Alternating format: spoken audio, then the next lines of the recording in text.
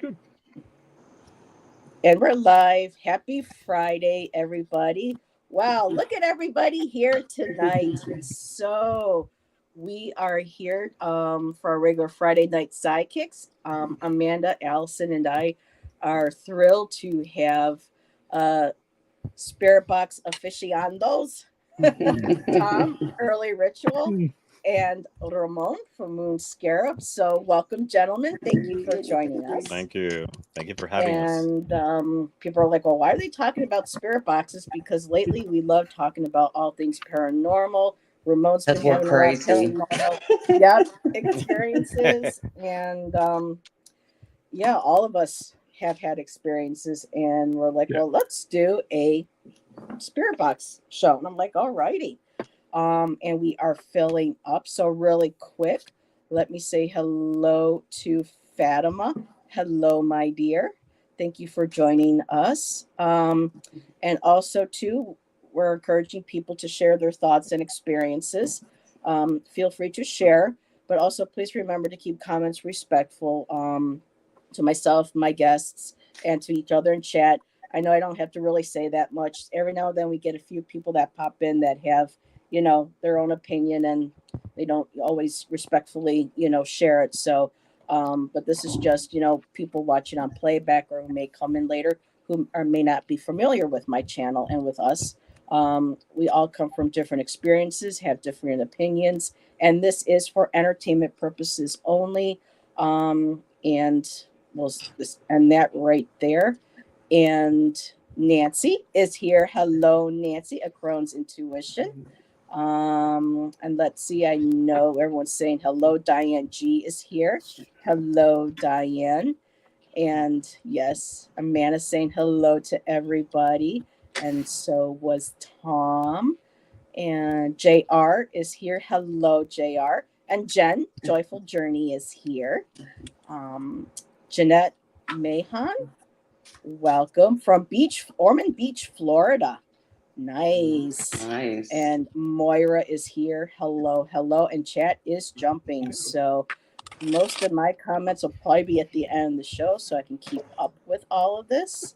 And yes, Ramona simulcasting. Thank you. And alrighty, I think we're all caught up. And as most people know who are familiar with our channels being part of the metaphysical or the woo world, spirit boxes are devices that I think you guys were talking about backstage, started coming around 2008 or so. And it's basically a device. It comes, depending on where you get it or what people who create it themselves is supposed to help us be able to connect to the other side, speaking to the dead through the random channels that go through the box. So I'm going to just sit back and Tom, let me put you in the big seat, Tom. Oh, no, I don't need to be in the big seat. Yes, you do, so that you can show your device and everything. So I'm going to give this over to Tom because Tom, of all of us, is more familiar and has been using it longer than any of us. I don't have one personally, but Tom even created his own. So I'm just going to hand the floor over to you. Okay, great. No pressure. So I mean, Ramon I'm going to friends. caveat. I'm going to caveat No pressure. this. Just be yourself. There's no You know, grade on Ramon this. creds. Yep. There's no. Yep. So yeah, I built my own for two reasons, and I built it it was around 2008, maybe 2009. I can't remember exactly. I know it was definitely no later than 2009 because I had used it for something at the time. But basically, I built one. They were fairly new at the time. I think, and Ramon, you may know when, but Frank Sumption was this guy who created these things called Frank's Boxes. 2002. Yeah, 2002. Yeah. So it was a couple years after that. But basically, he had built them actually for extraterrestrial communication first, not for spirit communication. But I actually built mine to use in music because I wanted a random element And I really liked the idea of using a paranormal tool for creating music. I was doing a lot of experimental electronic music at the time. So that's where I created mine. I found the plans online, used basically an old Radio Shack handheld radio that basically, as you can tell, it looks like an old crappy iPad. So they were really trying to do that. Get those An iPod, one of the old iPod, iPods. iPods. Yep. Yeah, I said Well, I iPad. got and mine. The iPod. classics. The classic, with the they even did the white white one, the wheel. first ones. Yeah. Uh-huh. They were mimicking that for this one. So it was really cool. Basically, it was an very easy thing to do with this radio, at least. You just had to go in and break a connection. So that basically you're scanning through your radio waves. And I can try to demo it really quick just to give an idea. I don't have a speaker, so I'm gonna have to just hold headphones up. Hopefully you can hear it.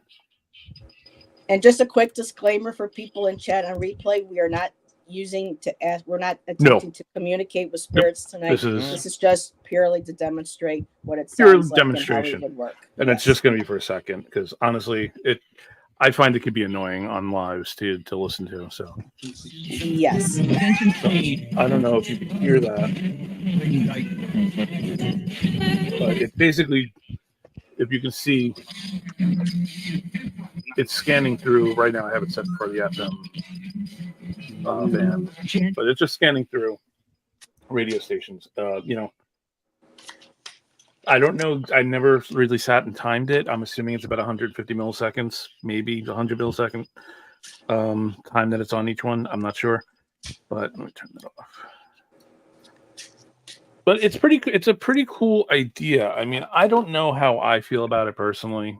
I mean, I think we're all going to have some differing opinions on it. I don't know if it's talking with spirits. As some of you know, I'm not a huge proponent of the idea of traditional spirits being, there we go. People that have passed. I'm not sure. I think there is some sense of communication happening. I don't know if you're communicating with your own psyche or if you're communicating with something else. I don't know. I don't think anybody really knows. So there's have you ever tried to use it for a paranormal investigation? Oh yeah. And what were your honestly, it's you get hit. You do. And it's interesting, but again, like there's times where it's like you're pulling some your snippets from the radio, from the voices that you're hearing. But at the same time, I mean, like, they do work with what you're asking at times, and it does. So it's like, are you really communicating? Are you like doing something psychically manipulating the audio yourself? Mm-hmm. I don't know. I was wondering about that tonight. Yeah, I'm not sure. And honestly, I don't know if it ultimately matters, really. If you're using it as a divinatory tool or communication device, maybe you're connecting to aliens like Frank Sumption. Who knows? Or ultra terrestrials or whatever. I mean, it could be anything. Interdimensional beings. It could be honestly anything. I don't know. But I have used it. Oh. Yeah, sorry. Nope, I didn't mean to. Diane G just said, so the device scans different radio. Let me put you on big. So can you show just really quick again? I know Ramon will be able to show that too, but his might show something different and a little bit more informative too. I don't know, because mine's old and really doesn't have. Well, it doesn't. It shows the evolution of them, and how they've been used over the last 15 years. So this one I have going backwards, so just scanning through the stations backwards. And the understanding is that the spirits will use the random channels with the songs and the words to create a message for the individual. Whereas Exactly. Tom and I were speaking earlier backstage before everybody came in. There's a gentleman by the name of Mythos Paranormal who Yeah. found a website that said it's strictly white noise. But you know, it just again, So that's it's yeah. The white noise thing. There's a whole different type of thing that you can do, the Gansfeld experiments and stuff like that. That is using white noise. You're not doing the same thing with the traditional spirit box. I actually do have the link for the Mythos Paranormal because I think he's a skeptic. He raises some really good points. Honestly, some of it not so good, but he starts off the video that I'll throw the link in the chat now because it's okay. it's an interesting watch for And later Diane on. Jean, she also said, I've seen some used in paranormal investigation shows, but don't know how it works. And basically what they do is they'll either they'll wait till they finish asking the question and then they'll turn it on, or they'll just cover the noise and they'll ask a question like, who's here with us? And then they'll stand there and wait. And as it's going through, it'll, you know, they'll listen to see if there's a response. Something I want to interject really quick, if I may, when it comes to whether or not it is, you know, is it reliable? We have Buffalo has a lot of haunted places that have shown up on a lot of shows, and one of them is the Statler Hotel. And earlier, I think this was around maybe 2013 or a little later, Nick Roth and Katrina Weidman during Paranormal Lockdown actually came to the Statler, and through Spirit Box, they couldn't play it on, you know, the live show, but there had been a murder that had been committed at the Statler, and apparently information that came through the Spirit Box was actually something that was able to be given to the authorities. So on one hand, yes, it can work, it can provide valuable, it is a valuable tool, but on the other hand, you know how to be able to really interpret it and really how to work with it. So I'll yeah. I mean, that's the just thing. wanted to You're share that. still filtering it through yourself. Like you're still, and there's methods and stuff that you can kind of like take yourself out of it that we can talk about later. But I obviously you can get information that's it's interesting. There's some really, you know I talk about them to death when I'm on these shows, but like I really like recommend like Hellier to people. They use Spirit Box and Hellier. They do the Estes method in that, and it's like they have just amazing responses. It's really kind of crazy how dead on some things are. And when it comes to the Estes method, we'll get to that a little bit later in the show. Yeah. And Moonfox said, I also think of fairies or other entities. Yes, not just our loved ones, but any other spirit in the other realms they feel can come through and to share. And Moonfox also shared it can also determine when and where you are, like being somewhere haunted or have a high spiritual field. So yes, and one of the things I'll just mention quickly with Mythos is that when he was running it on white noise and something else, he didn't ask a question. There are times when spirit will not answer unless you officially address them. Yeah. So that's another thing to keep in mind, to play I don't want to say the devil's advocate, but to play the other hand. And Miss Tarot D is here. Hello, Miss Tarot D. Hi, Miss Tarot D. Amanda Sushi is here. Mama Sushi. Earl also has joined us. Moira's here. So I just want to give a shout out to a few people. Chat is really jumping, like playing Stairway to Heaven. And Gerald is here. Hello, Gerald. Hi, so Gerald. Let me just get. So, okay, Miss Carol D is lurking while hubby is watching a movie. Carrie's Mystical Musings is here. Hello, Carrie. A new face. Welcome.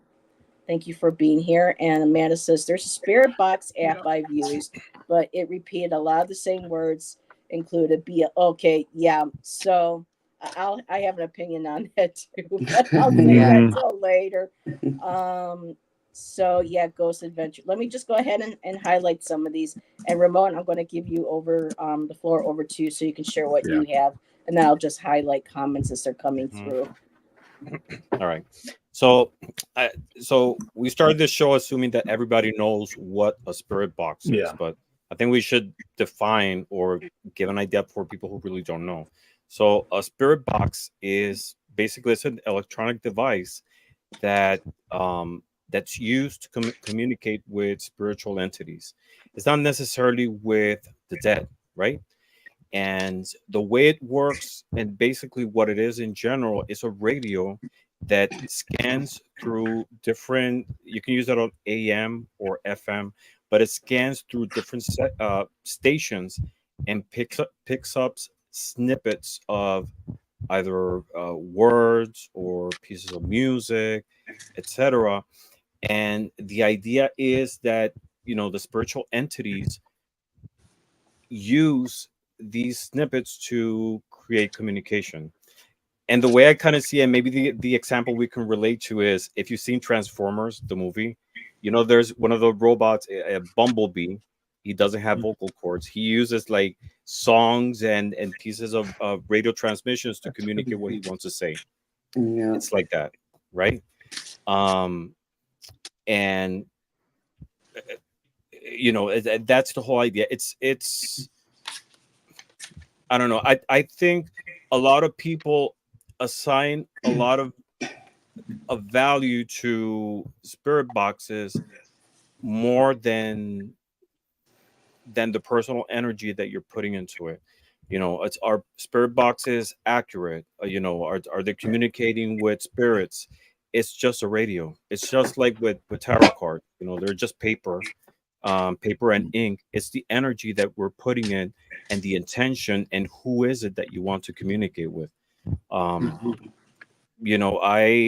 I had experiences with mine, and you can use it in different ways. You can use it uh, directly to communicate with entities, with spiritual entities.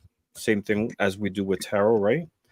um you can use it the way I've used it. Sometimes it's for introspection.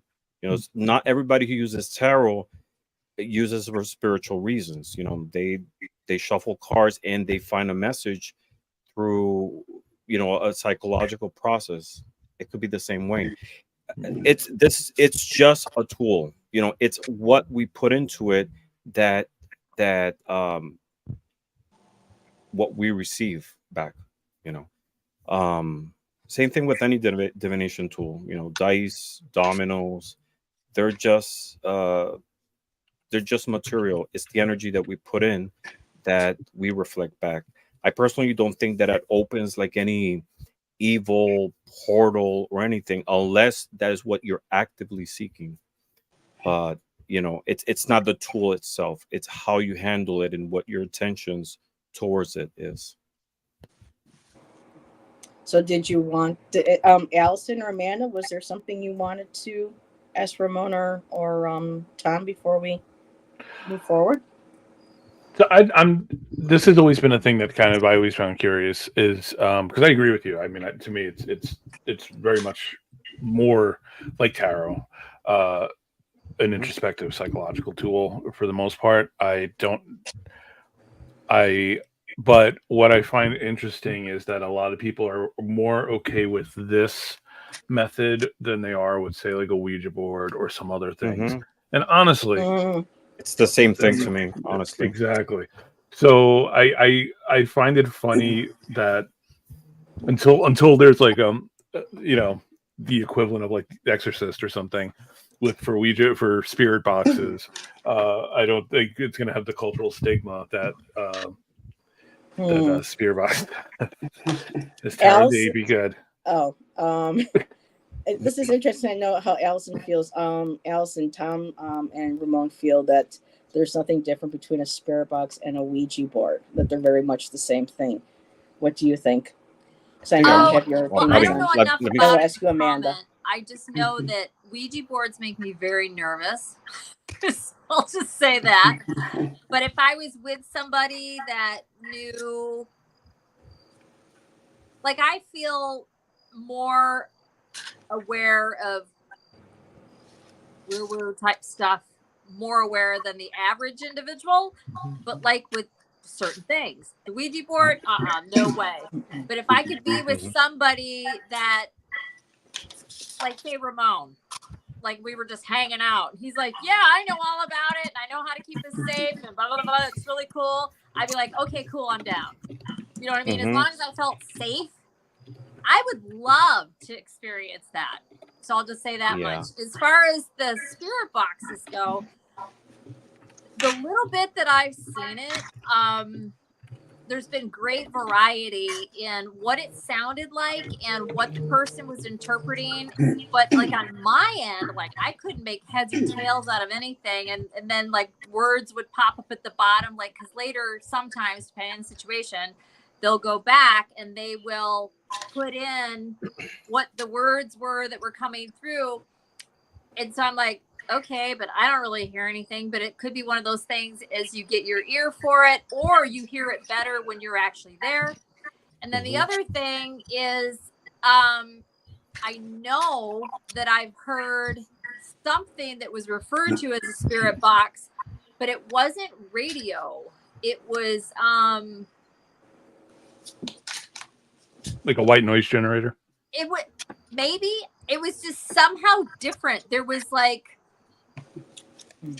it wasn't the jumping around radio type noise. It was more like just straight. Yeah, you know what? Maybe it is. Because it was like just kind of like staticky, and then there would just be like well, the other thing, distorted voices coming through, and that was it. So anyways, that's what I got to say. the thing to keep in mind about that is, depending on where you are and how good that antenna is on that device, you may just be picking up static. I can go to a different place and I'm going to hear something slightly different than what I'm picking. I live right outside New York City. I'm getting all the signals, you know. So, but if you're somewhere in the middle of nowhere, like you may not be getting, especially if you're on like you know, a band, like you might not be getting like those higher bands or the low bands or whatever. You know, there might only be a certain area that you're hitting. But yeah, but also the other thing to keep in mind is, especially more recently, and I think in one of the Mythos videos he does talk about this too. A lot of people create like a device that does like some noise cleanup on it now too, and adds like a little bit of reverb and stuff to make it spookier. You know, which I always find silly if you're using it as a tool for actual investigation. But yeah. And I feel like if you're canceling out, so like they're putting a noise gate basically on it to kind of get rid of that flutter sound. So it just clears it up. They're not putting something in there that's not there. They're just removing that extra You're actually noise, removing, so that they're just highlighting the actual voice like they do in EVPs when they run them through the electronic. Yeah, you're kind of taking out the high, like if you're looking at like the sound wave, they're kind of chopping the top and the bottom off, so you're just hearing that middle part or whatever. So, and this is something interesting. Diane G made an interesting point. But since radio frequencies are limited or at the lower end, wouldn't it mean we'll mostly be getting lower vibrational spirits as well? I don't think necessarily, but still, that's a very good question. I want to share that. Yeah, it's definitely an interesting question. Yeah. The thing with Ouija boards, for example, you know, you never use a Ouija board, right, Allyson? No. And neither does Gerald. Okay, so the question is, why are we scared about it? Not that I'm saying it's good, bad, or whatever. Is we personally don't have experience with it. All that preconceived notions that we have comes from Hollywood, things that we heard from other experiences. It's the same thing with like tarot, right? A lot of people who haven't experienced using this as a tool, they're scared about it. You know, they associate it with the devil, with negative entities. And it's kind of like the same thing with the spirit box. We're assigning the Ouija board a power that in reality it does not have. You know, it's a piece of cardboard. It's a piece of cardboard. It's a piece of wood. I mean, think about it. Yeah, I mean, Amanda is like, she's on board. Yeah, I have more to share, but I'm waiting. Yeah. Yeah, And I I want to make mean, sure Amanda gets to share too. But go ahead, Ramon. Amanda's like, I'm done with these guys. No, all of our yeah, all of our perspectives are valid. So go ahead, Ramon. no, That's no, no. fair. I mean, if I decide to get a Ouija board, right, and I say I want to use this board for personal introspection, that doesn't mean that every Ouija board that is created in the world is possessed by an entity. It's the energy that I assign to it, the energy that I put into it. It's like, now if I take it to a cemetery and I summon spirits, of course there's a risk of opening a portal. You'll have energies that you really can't control. It'll be the same thing if I take a deck of cards to a cemetery, right? Or I try to summon a spirit. I, I think it's we assign a spiritual value to something that is physical without us experimenting it. I'm not saying go out and use a Ouija board if you don't feel comfortable with it. That same Yeah. fear is going to impregnate the experience. But I don't think there's anything magical about a Ouija board unless you I agree. Here's Agree. yes, for exactly. bad stuff. Yep. Mm-hmm. So Amanda, what would you like to share about any experiences with the spirit boxes or the Ouija boards? I mean, to me, a spirit box isn't as bad as a Ouija board, but when people say, when we talk about like tarot cards, okay, yeah, it's just like cards until us as the readers give it a meaning. But when we read cards, at least for me, and I'm speaking just for me right now, I know that I'm channeling my spirit guides, my loved ones, or any other Mm-hmm. spirit that wants to come through and help, deliver a message to, whether it's to me personally or if I'm reading for someone else. So, like with the Ouija board, if you buy one from like one of those mystical shops, there, people, who practice witchcraft, and understand me, beautiful people. I'm not saying that all witchcraft is bad, but some of them create those boards so they can access the devil and demons, to pull them through.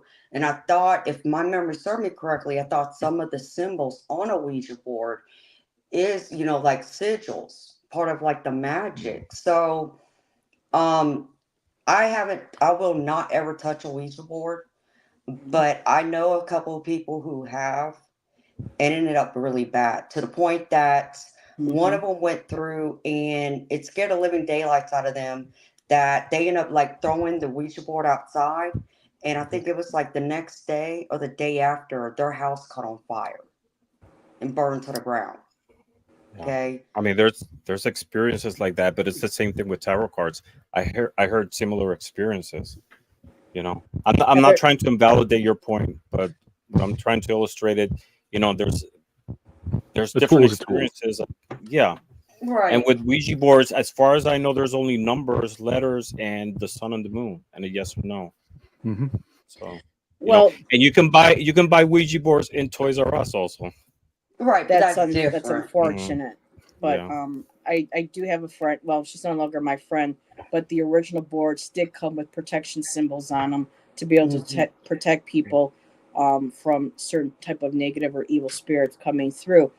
However, I'll let Allyson. I'll let you share. I don't know if you want to share a story or your opinion, but for me, yes, somebody did mess with one in my family, and I had to suffer the consequences of it because of what got brought in from that board. And when my mom tried burning it, and she could literally see the form coming out of it and going into that. So for me, yes, they can be a portal to you. Got to be careful how you use them.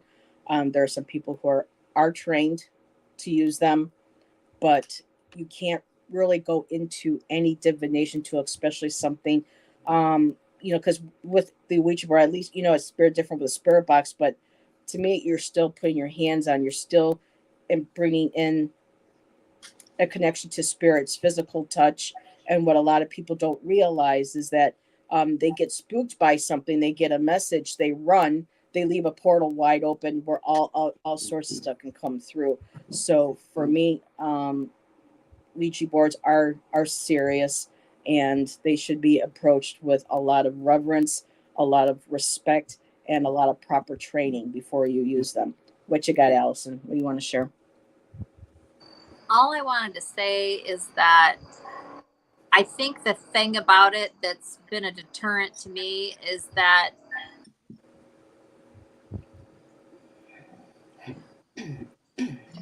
I haven't, okay, I did have one experience when I was a little tiny kid, and that almost doesn't even count. It was at a slumber party. I was in the 3rd grade.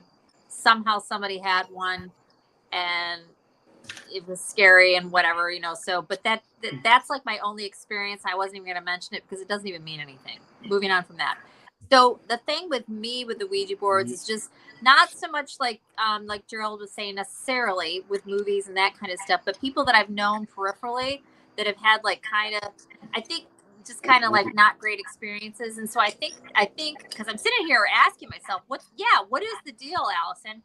What it is the fact that I don't know, and that I feel like a sense of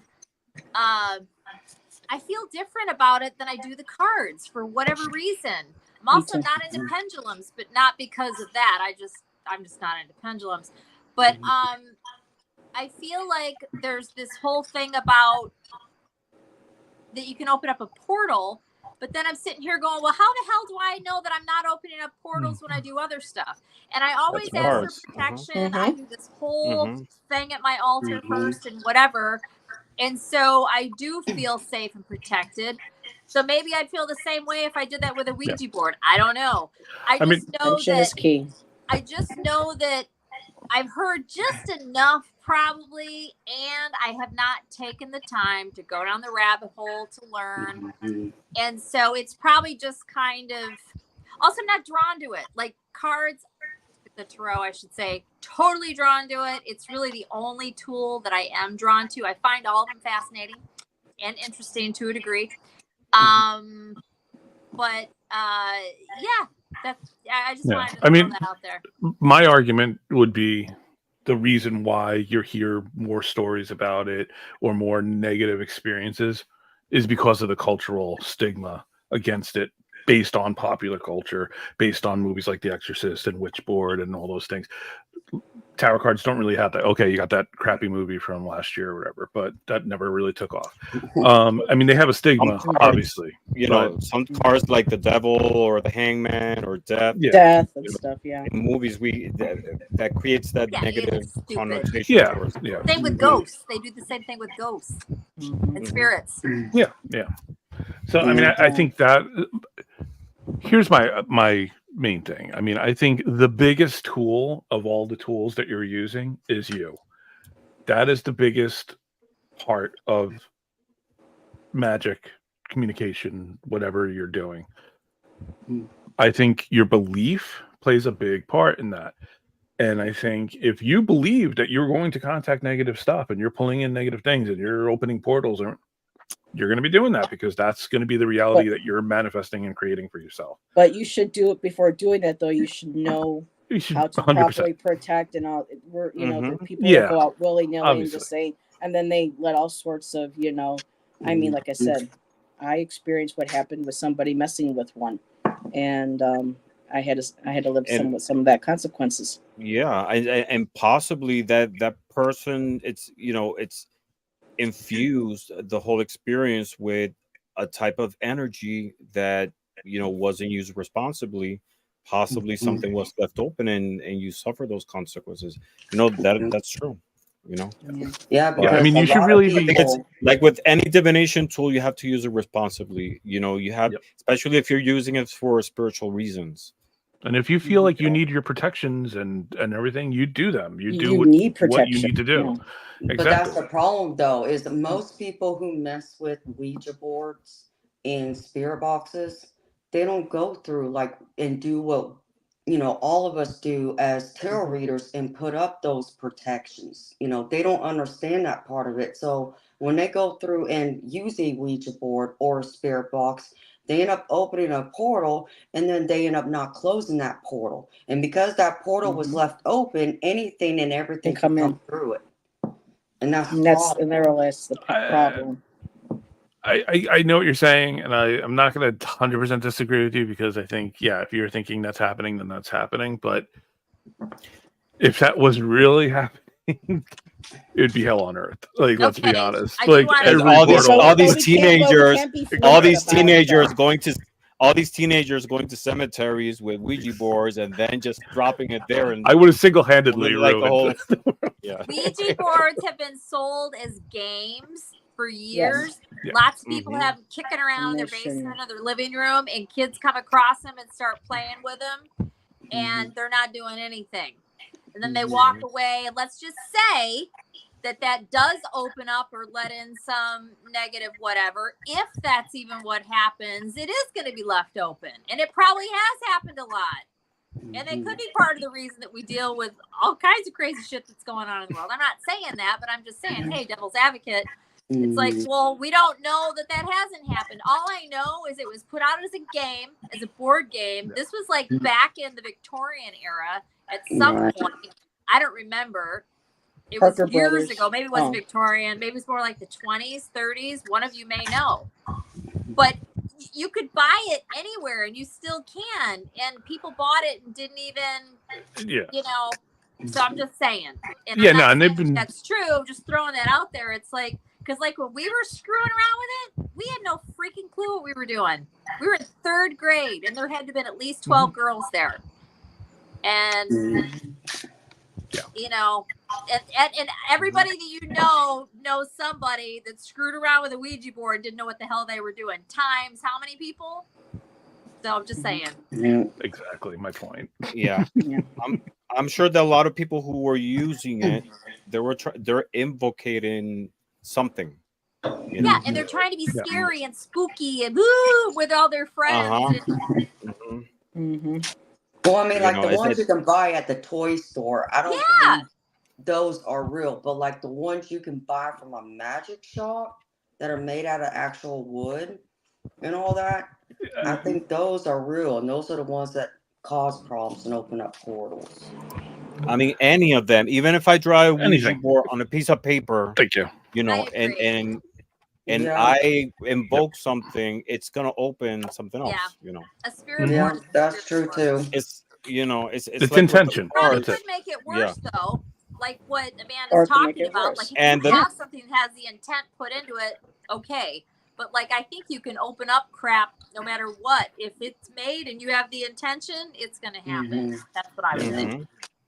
With tarot It's cards, I don't oracles, you know, and playing with fire. you know, and some of these things overlap on other things. You know, we tend not to see it that way. It's like, for example, with tarot cards, right?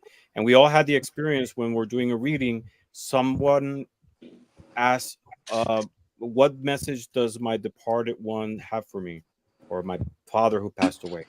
And if you think about it, there's a very fine line between that and necromancy.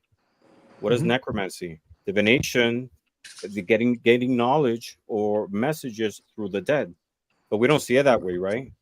So it's a lot of it has to do with the intention. It's the difference with necromancy is that you're directly summoning the dead, and there's certain rituals involved, but there could be a fine line between one thing and the other.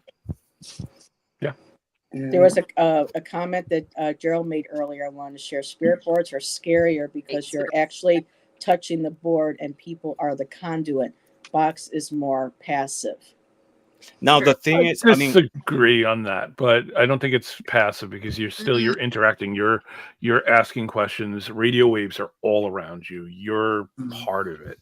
You're part of that. You're that antenna half the time too. Like, especially people who are seriously doing spirit box, they're sometimes holding the antenna to have that signal coming through your body as a conduit. So there's still, it's not as passive as, you're not just sitting there listening to a bot. Like to a radio. I'm You're somewhere in the joining middle with that. forces, though, when you're in a circle and you're all Yeah, Yeah, I'm you're- somewhere in the middle more with that, powerful because as a group.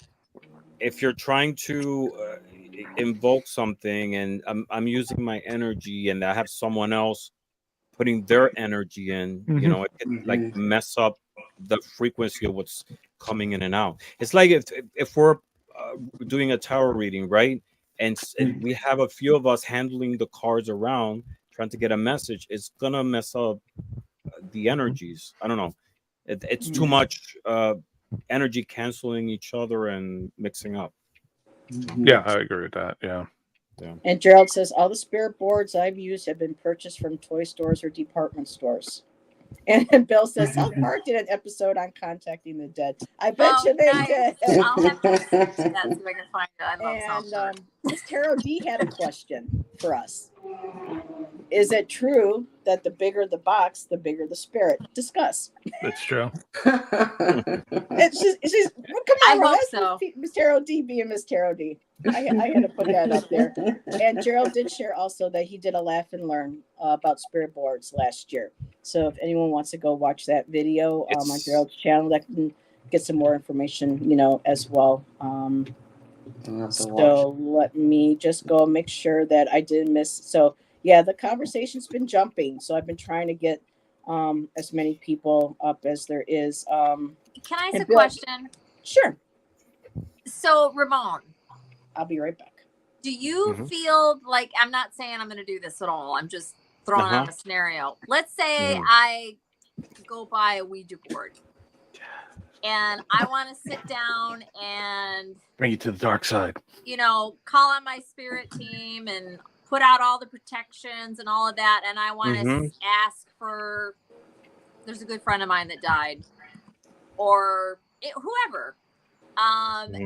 Do you think that the average person like myself, with what I know, could protect myself well enough to do that and then close it out correctly and it would cause no harm, in your opinion?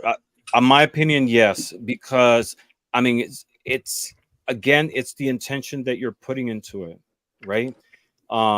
If you're like summoning spirits that you don't know, you're not properly trained, you don't have that connection, that spiritual connection and that sense of protection, it'll be totally different.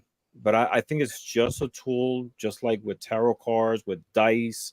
It's a method of communicating with the spiritual realm. It's, of course, a lot of people. Sorry.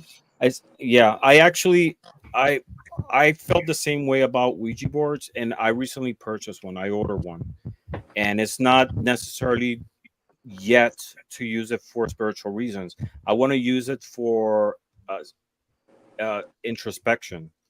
It's just guide the board around just by myself and see what messages I get, maybe from my subconscious. You can perfectly use it for that reason.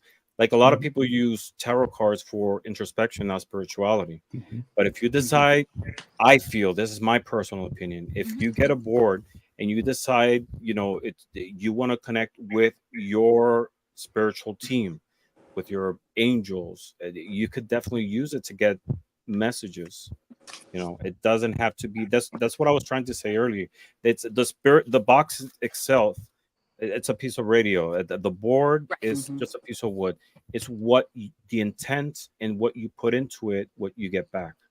Do you find it no different than any other tool? And No. And then one other thing that I would ask you, not that you're an oracle, but I'm just asking you. No, of course. Do you feel like, and so the best approach would be to do it solo. Put up your protections, be by yourself, but you are connecting with whatever you are looking to connect with. Nobody else is there. Nobody else is involved. It's yes. Okay. I personally wouldn't do it with anyone else because I don't want to mess up the energies, Yeah. And if I want to use one in a spiritual sense, I would like to connect with my spiritual team, my spiritual guides. Yeah. And it'll be just no different like any other divination tool that I use. I realized something while we're sitting here talking. I said that it's just the tarot, and that has been true. However, I'm realizing as I'm sitting here, I've always been interested in the Ouija board, always, but I just was like, nope, because of everything we've already discussed, and I just didn't even consider it on the menu. If you would have asked me a year ago, I would have said no, definitely not. Spirit box, no. Not on the menu. Boxes, no. Right. But What changed your mind then? Yeah. Well, experimenting through different divination tools. It's starting with tarot, then with playing cards, with oracles, with dice, with pendulums, with scrying. I came to understand that they're all the same thing. They're just different mediums of communicating with the divine.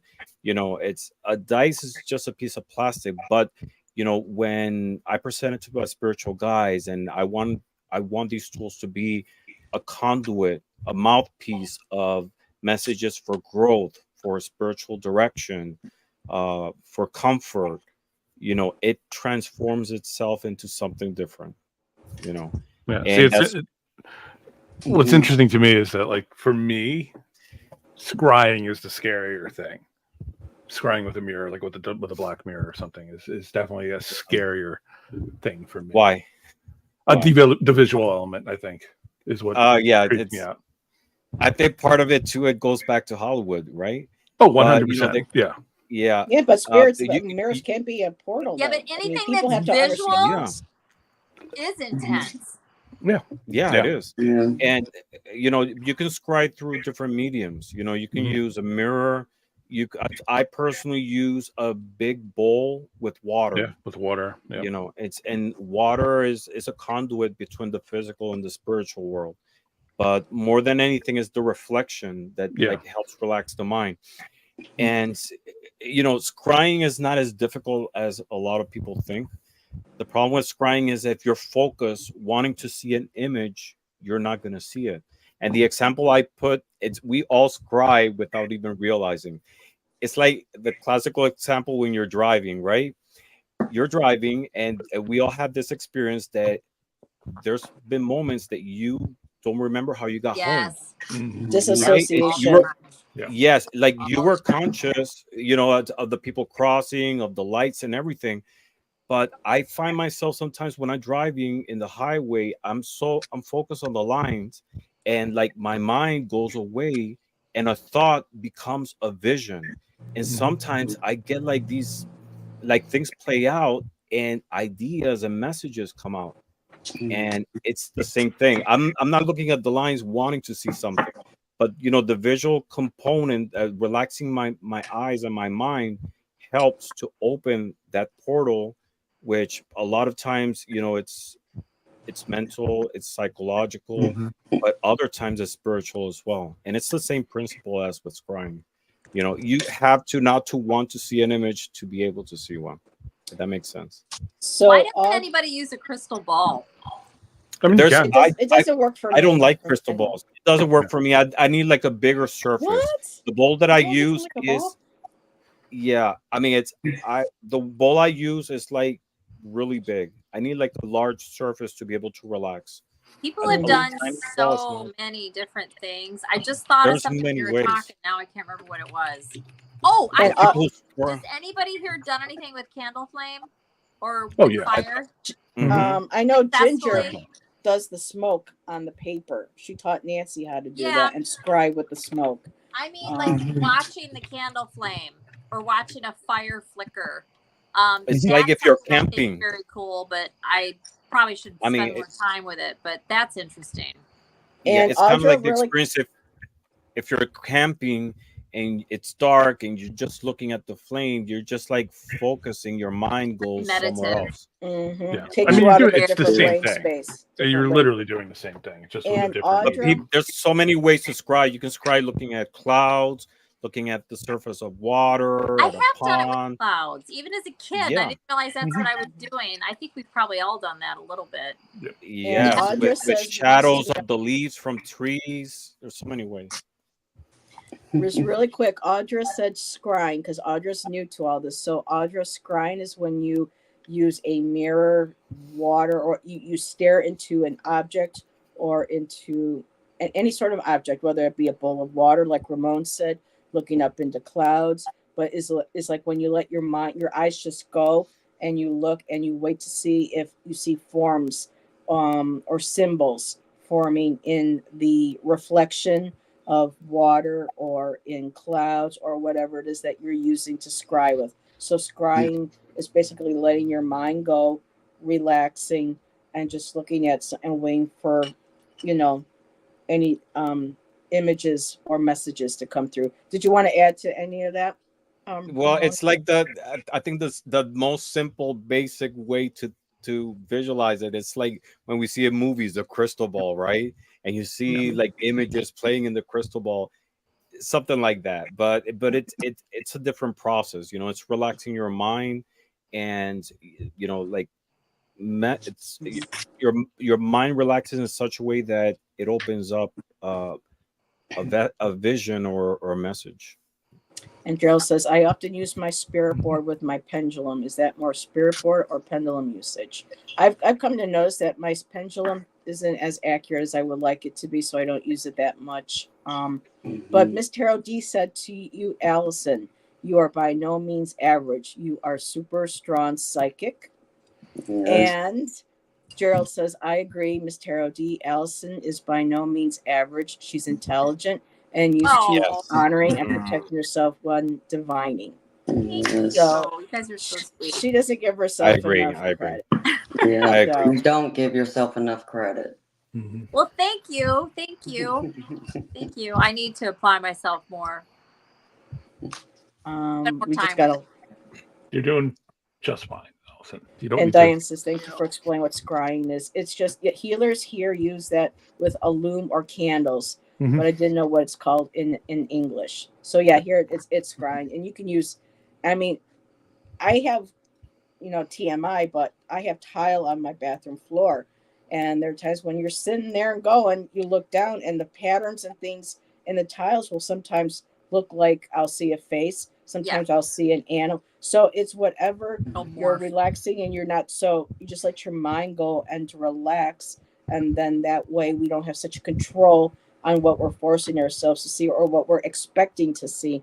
And then when certain shapes or forms come through, and then that could be, interpreted as a message. So I just thought of something else, and I wonder if any of you guys did this. Do you remember? And maybe you weren't even a kid, but I did. I can remember closing my eyes and like looking at like your eyelids, and you would see and just watching it. I don't know if The you know colors. what I'm talking about. So it's Oh, kind of like red with darkness, and it just kind of Mhm. moves around. Like little still do dots that. or things like. Yes, and Mhm. just and like you could also like lay like this, and then there's a little bit of pressure on the eyes, and there would be even more of it. But like if you watched it, you would see stuff. Does anybody know what I'm talking? Well, I guess Yeah, I Mom saw. definitely Yeah. does. It fades out a My lot. beautiful spirit. What was that, Amanda? Oh, I'm sorry. I just saw a gold spirit orb.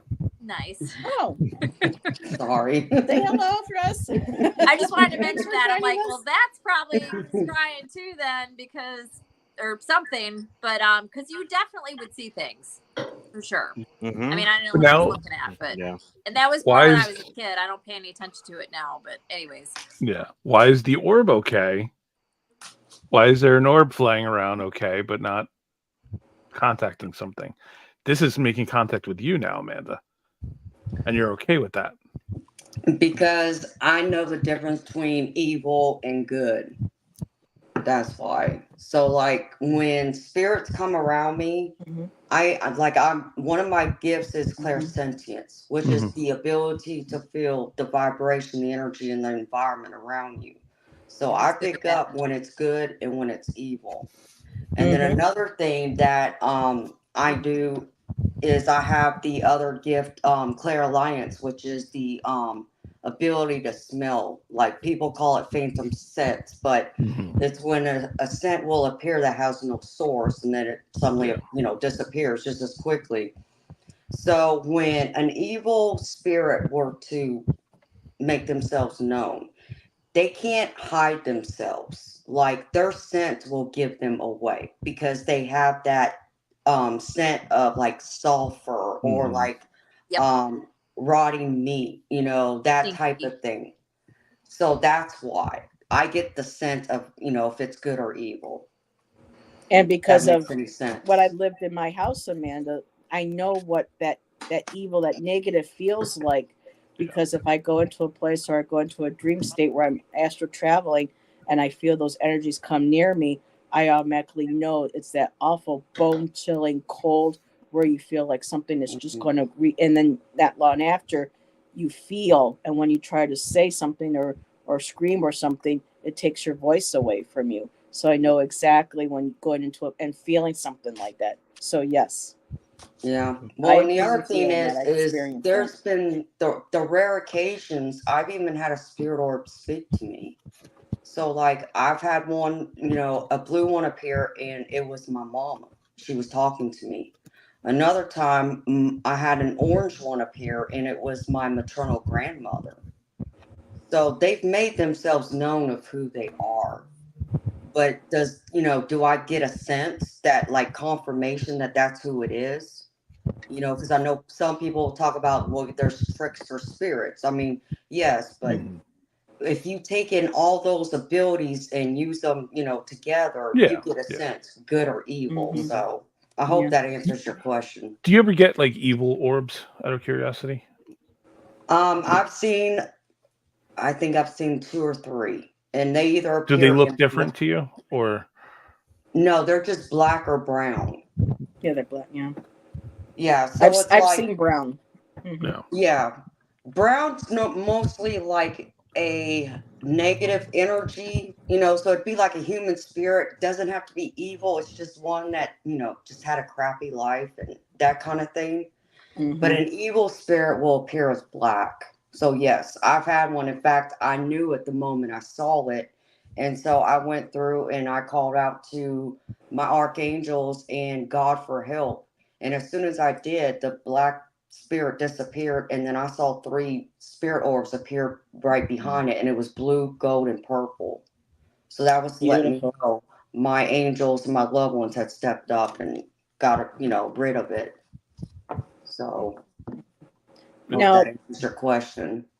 Yep. Ramon, you had brought in some more another a device as well. Did you want to go ahead now and move into the Yeah, I'm next and curious to share see what? this one. Yeah, I want to see. So about 6 weeks ago, I decided to buy a spirit box. I didn't know really about spirit boxes until I heard you, Heather, talking about it in a channel. And you were talking about Ouija boards and spirit boxes and how, you felt funny about them.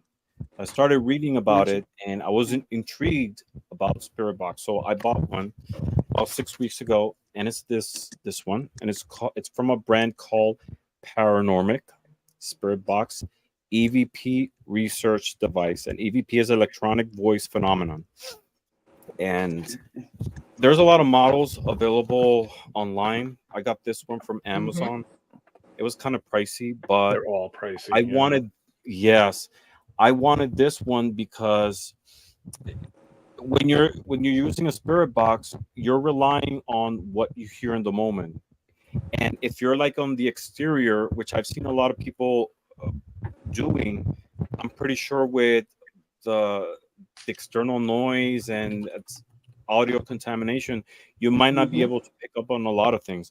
So this one, what it does, it has the feature of being able to record as you're scanning, and then you can download it Wow, to your That's computer. cool. fancy.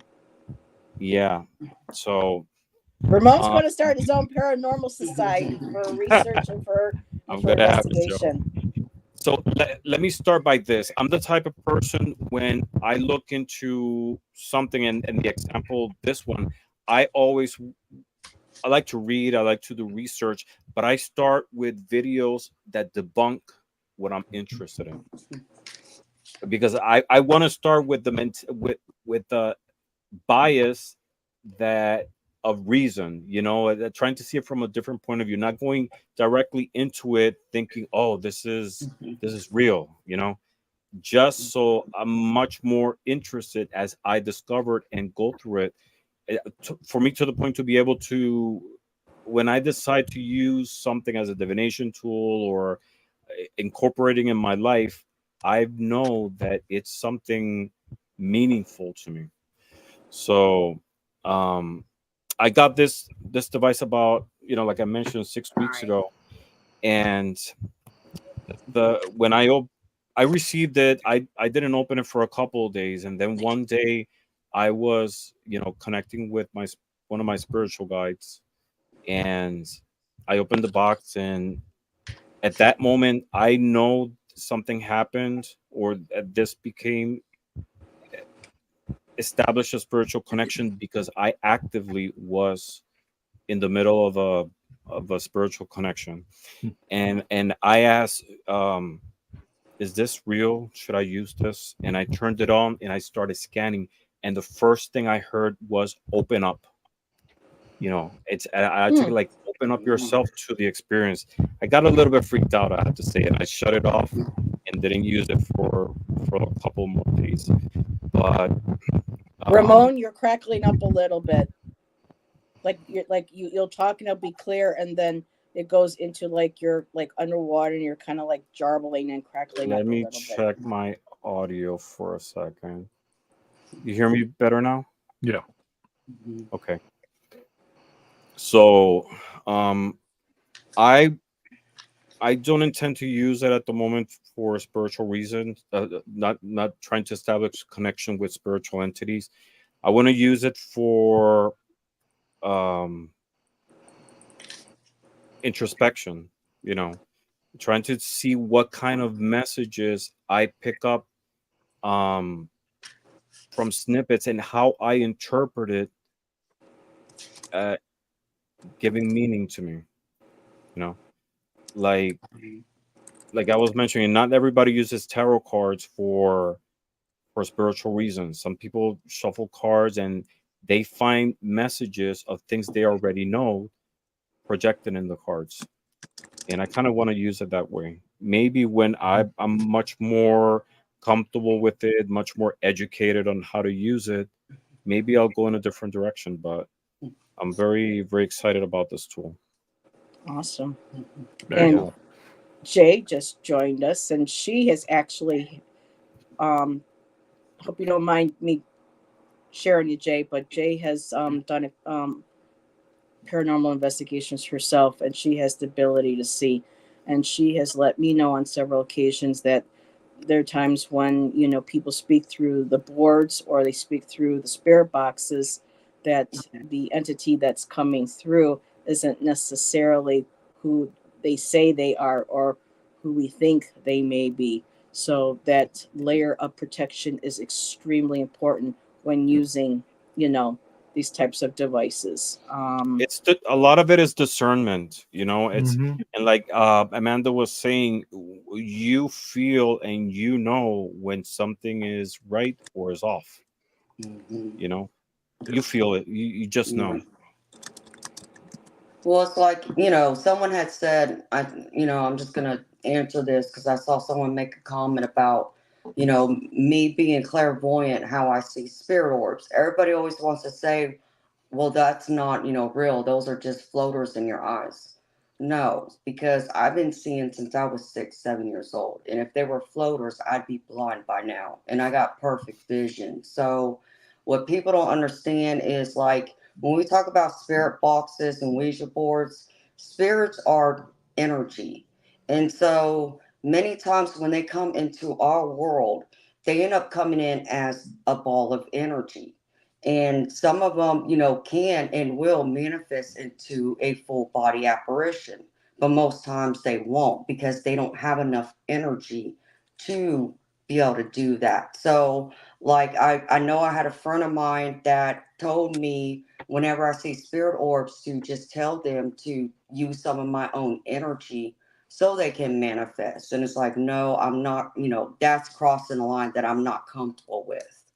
But, that's just something, like you said, when you feel, And for me, when I've seen spirit orbs, just like I said, I've heard people talk to me, my loved ones. I've even been touched. Like I remember one of the times when I heard my grandmother's voice because the orb appeared right here, right above me. And it was big and it was orange. And I felt a warm sensation on my forehead, like someone had kissed me. So it was a warm sensation though, like you would think someone kissing you on your head. Also, So, you wouldn't be seeing it in different colors. That alone right there, the fact that it changes in the different sizes, and sometimes they're near you, and sometimes you physically feel them, and sometimes you this, that, you're yeah, always going to have somebody that's coming in with some sideways nonsense. So, true. Mm-hmm. Because I see them in different shapes too. Like when I've seen spirit orbs, I don't just see them in like a round circle or sphere. I've seen them in other shapes. Like I've seen them in like a triangle. I've even seen one appear like it looked like a white dove, like a white bird. So it's different. It's not always the same thing. But I know that's how some people look at it, though. That is just, well, your eyes are bad. You need to go to the eye doctor. No, I've already had my eyes checked. So it was just something I wanted to mention. Sorry. No, don't be sorry. This is us Mm-hmm. about sharing our experiences and answering, the questions in chat. And again, really quick, thank you everybody for joining us. We've had over 30 people in chat in between both our channels joining the conversation. So this is wonderful. And good night, Miss Tarot D. Thank you for joining us.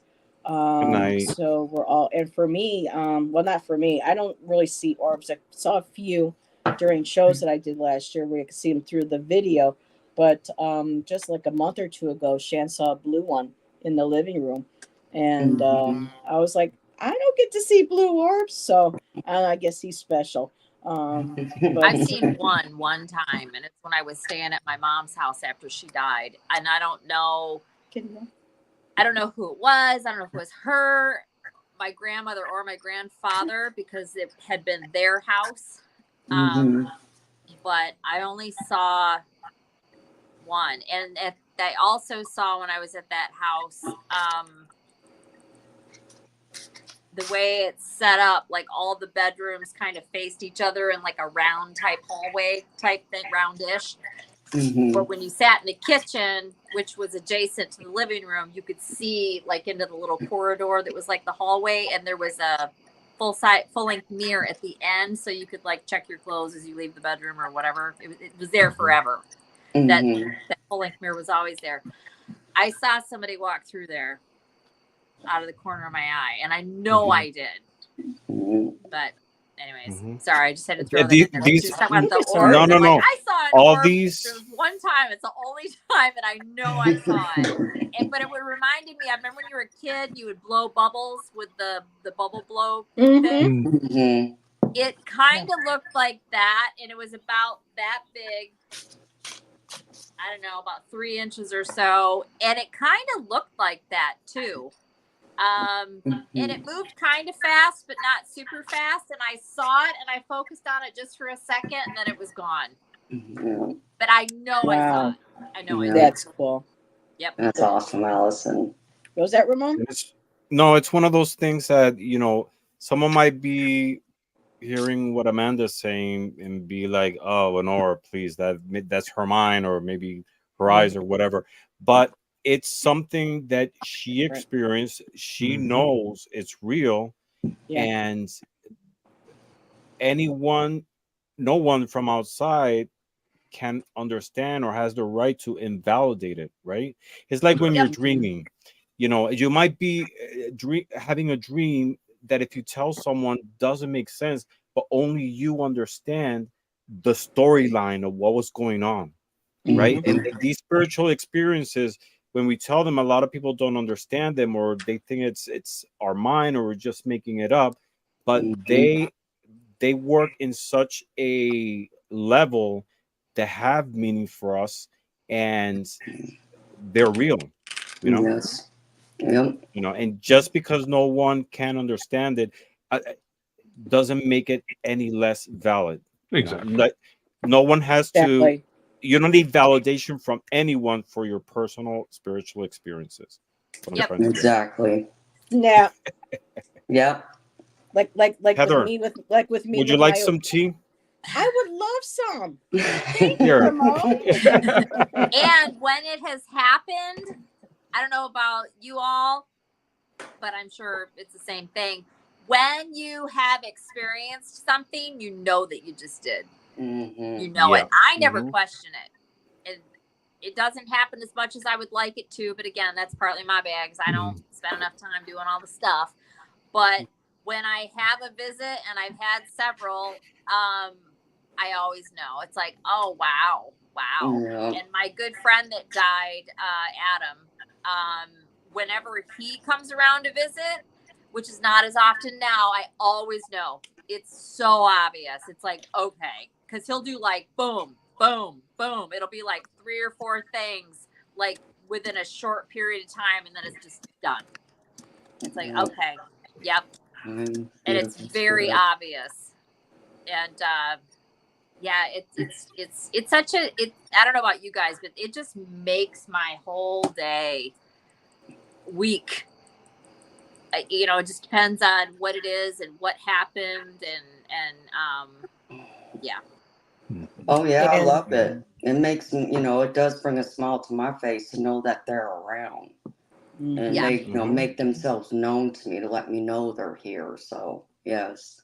It's funny. I mean, my gift is nothing like yours, and probably all, again, we're all very different, right? And the intensity of it, how often, and frequency, and blah, blah, but like me, and I love getting that from his name is Adam. I love getting messages and visits from Adam. It's just, it's crazy that I was just realizing this sitting here. He's the loudest, the most persistent, and the most like, hey, but you know, the reality is I'm just now realizing that's how he was more like that in life than any of the people that I would also like to hear from. So that's kind of interesting. Like my mom was kind of quiet, and she was just kind of an observer, and she just kind of sit back and, you know, Yeah. whatever. And so her visits are very subtle. Like you can miss it. If I'm not paying attention, I'm gonna miss it. I'm not even gonna notice it. And And that, you know, that kind of thing. But yeah, it's yeah, I was just noticing that. And I'm sure the visits are similar to the personality that, you know, it makes sense that they would be. and that's And, something that only you can understand. And it's like when you have a my best friend, right? We know each other for like 30 years, and we have jokes between us that only we understand, certain words, and you know, and you try to share with someone and it doesn't make sense, but Yeah. My it's sister and I meaningful, have and that. that's what makes it even much more special. Sure. When- You can Yeah, say right? a word or a certain look, and it means volumes. It's the same thing in the spiritual level. These are small things that from the external eye might not make sense, but it touches you in such a way that it makes it even much more special, right? Yes. And like when Ramon was, you know, validating Amanda's experience because it's her personal experience, same thing for like Allyson and I with boards. We have had personal experiences. We know how we feel with them, and our feelings for not wanting to use them or to trust them were valid in our feelings because of our experiences. And Jay wasn't able to join us this evening. She goes, so maybe next time we could cover the topic, we can have Jay join us, because she's been doing the investigations for many years before it was even, you know, really popular on TV, and had asked her in chat if she felt that there was a difference, if they were the same, and or if there was a difference, and she said yes, there's a difference, but she doesn't recommend really either tool. So from her experiences from doing the investigations and having her abilities and being put into places where she's able to experience and see firsthand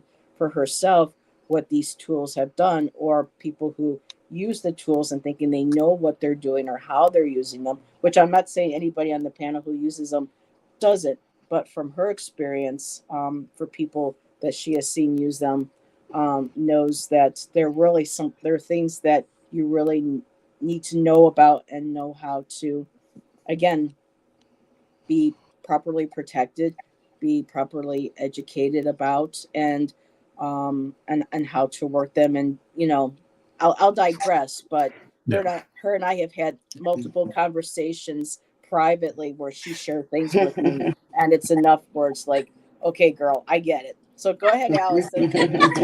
She's like, teacher, do you need to use the I'm ladies like, around teacher, I have a question. I do have a comment though. I'm sorry. I have a comment about that too. You're still but- talking. And yeah. I'm like sitting there going like this. Go ahead, Um, Allison. I would. No, go ahead, Allison. Go first, and then we'll go with Ramon Okay. and Tom. All right, I just wanted to say it's interesting, and so, all right, my Oh, good night, Fatima. my partner, Anthony, he actually, where did we find this out? Maybe it was actually doesn't matter, but I was just right when I started to say something, I remembered something else. Okay, anyways, he's got gifts. Like mad gifts. I've never met, but he doesn't know what they are. He's had them his whole life, had no idea that's even what was going on. So I think that's part of the reason he showed up in my life. Not that I'm so amazing or anything, but it's like I'm interested in all this kind of stuff that he, didn't know anything about. And so I have helped him a little bit so far. Anyways, my long-winded point is that he just moved. He just relocated. But the place that he had been living in that same house, his house, for decades, right? There is a portal there. Now, he had a reading with somebody that he knows that's a really good reader. And I had never even heard this before. But again, who am I? It's not like I know every damn thing about all this kind of stuff. I've learned new stuff all the time. He was told by this person that the portal was there because he was there. So it's like I don't know how that works, and doesn't mean that was right, but the portal was there. He had all kinds. I could sit here and spend way too much time telling you guys all the different things he's experienced over the last 2 decades, which has been crazy to me anyways. But it's like, if you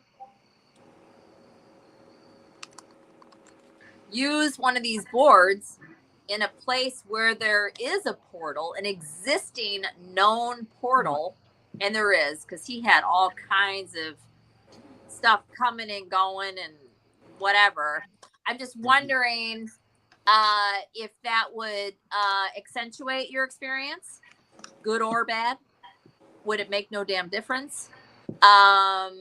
Just kind of like, or using any tools when you're someplace that there is a known existing, and again, it doesn't mean the woman is right that told him whatever. Maybe there's not even a portal there. Just for conversation's sake, if you're somewhere where there's a known portal, whether it's yours or not or whatever, which I don't even know if you can have ownership over a portal. I'm not even saying that you can. I'm just wondering what, if any, impact, because we know there's portals at places, right? And there's very powerful places and this and that. Like I was at Mount Shasta once years ago. I lived in California for 15 years, but I was at Mount Shasta with my partner at the time. This was after my divorce. And I was there with a very wonderful spiritual man that I was involved with for a while. We had an amazing time at Mount Shasta. And I'll tell you what, everywhere you go in that whole town, in that whole area, and the lake that's there and all of that, the energy there is crazy. And I don't always pick up on the energy of an area. You can't deny it, in my opinion. Like any of us sitting here, I'm sure everybody here would feel it. And I don't know, maybe some of you have even been there. But anyway, especially sitting at the base of any of those mountains at that little range, it's amazing, especially like the big mountain. But anyways, I'm wondering if you would have a different experience with any of these tools when you're someplace that is known, or like in Sedona, which I also spent a lot of time there. When I was married, we had property there. And it's just, I don't know, I'm just wondering how you guys feel about that, or if any of you know. It's just interesting that, like, especially when there's areas that we know that are concentrated and that have positive portals, supposedly. It amplifies it. So what I was going to say was that Heather said it right there when she was talking about Jay, right? She was saying that Jay was saying that they are different, and that she knows because she's been at places with these tools. right? It's exactly that. It's Shit. where are you and what are your intentions? Because if I decide to use a Ouija board or a spirit box here at home to connect with my spirits, that doesn't mean that it's going to have a negative outcome, right? If I take it to a cemetery, I go actively doing paranormal investigations with a Ouija board, with a spirit box. Yes, they are, they're tools, and there is a difference, and it's definitely going to attract those things. But you said it's the place. But about what you were saying, Allison, I think there is an impact, right? What we have to see is the person who is using the divination tool able to pick up that there is a portal? Because if there's one and they're not sensitive enough, or they can't discern that there's an energy there, it might not have any effect at all. I think it's, if there is one and you're aware of it, I'm just saying maybe it does have an impact. But I think the way we see the environment, we become a conduit with our energy and any external energy of the place with whatever tool we're using. Yeah, that makes sense. Yeah. Yeah. Yeah, I would agree for the most part with that. I think I give more weight to the person than the place, because I feel two different people can walk into a place and feel completely different things. And based on what their personal experiences are, based on what their belief system is, And based their on, vibration. Yes. yeah, if you're going to the vibration thing, yeah, that would totally, yeah. I mean, I don't know, I'm not a Word big you fan want of to the use. Yep. yeah, but like, I think I'm a firm believer in the idea of the person, the belief, and the intention of the person is what's doing a large majority of the work. I don't know if any of these things are external. I honestly don't. And I would take anybody that's saying anything definitively with a grain of salt. Um, you know, Experiences are experiences, but they're your own personal experiences. They do not mean that they are the same experiences for somebody else. Look at how we all have had different experiences with orbs, or energies like Boards that. I and mean, stuff. Yeah. yeah, I mean, like we all see these things differently. I mean, I've seen stuff. I don't connect to them the same way that you like that Amanda does. Let's say, like, I don't attribute them to people that I know. I think they are energy potentially. I don't know from where or what, but there's something. Yeah, I'm very agnostic. I mean, Yes. people get very annoyed with me, but I think it's the easiest route to go. So So with I the don't like to say anything definitively in any So way, with the shape. spirit box, Tom, we may have touched already on this in the beginning. I was really trying to stay up with chat. When you have used it, did you find out of the times that you used it, it was more a pro or more of a con? Like, what you were picking up on, do you feel that it was, because we haven't even touched yet on the apps that are available on your phone. And Don't for me, don't I touch on the don't. apps. So there's going to be people, because we have readers in our community who use the apps, and and I have downloaded a couple of them, like Spirit Talker. I have downloaded Necrophonic, and just alone that, but the database, they intentionally put scary words in there, and I've had some people say, well, you're not, you need to use it for a while to be able to No. connect with it, so that you get the spirits and the words connect with what your understanding is, and I'm just like, no. Yeah, Jay goes, So- oh, the apps. Exactly. So But let me say this about that. Could the apps work for you? Sure, they may. You may be. I mean, honestly, any tool, anything's a tool. I can take a CVS receipt and divine with it if I want to. Anything is a tool. Like, yeah, the apps, I just kept but the getting the apps, same words. they are something just to make money with. They are, they're preloaded with words. I mean, Yeah. that's obvious. and They're it's only going to intentional. get worse. Yeah, and it's only going to get worse with AI because like it can be listening to what you're saying and then Give you what you calculate, want to give hear, you exactly. or what you So expect to hear. I'm not saying that Exactly. they're Right. doing that right now, but they could be, and they very much will be in the future. So And there is something called the paranormal puck that's been out for a while now, and I first saw it on Ghost Adventures, that was designed by one of their tech guys, and I don't know if that's a whole other. I mean, they're similar because you're talking into a device, but instead of coming through the white noise, it comes through the electronics through a program, and then it puts the word onto a screen.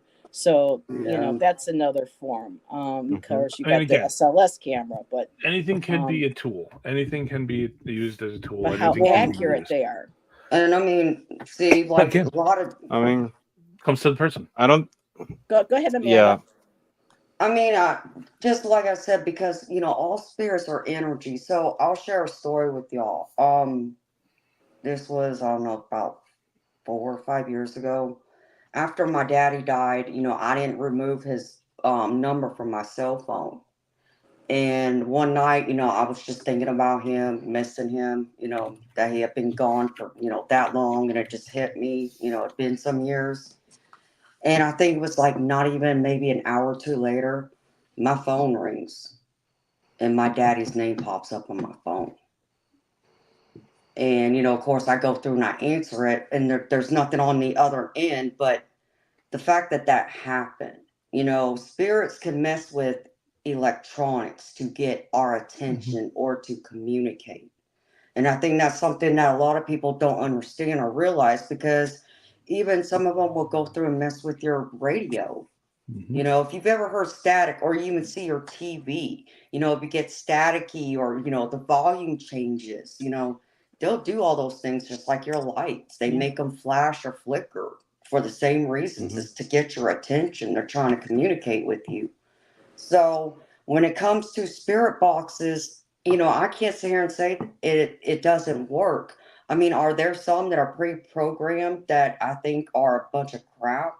Yeah, I do believe that. But am I going to sit here and knock it and say 100% of it's crap? No, No. I can't say that.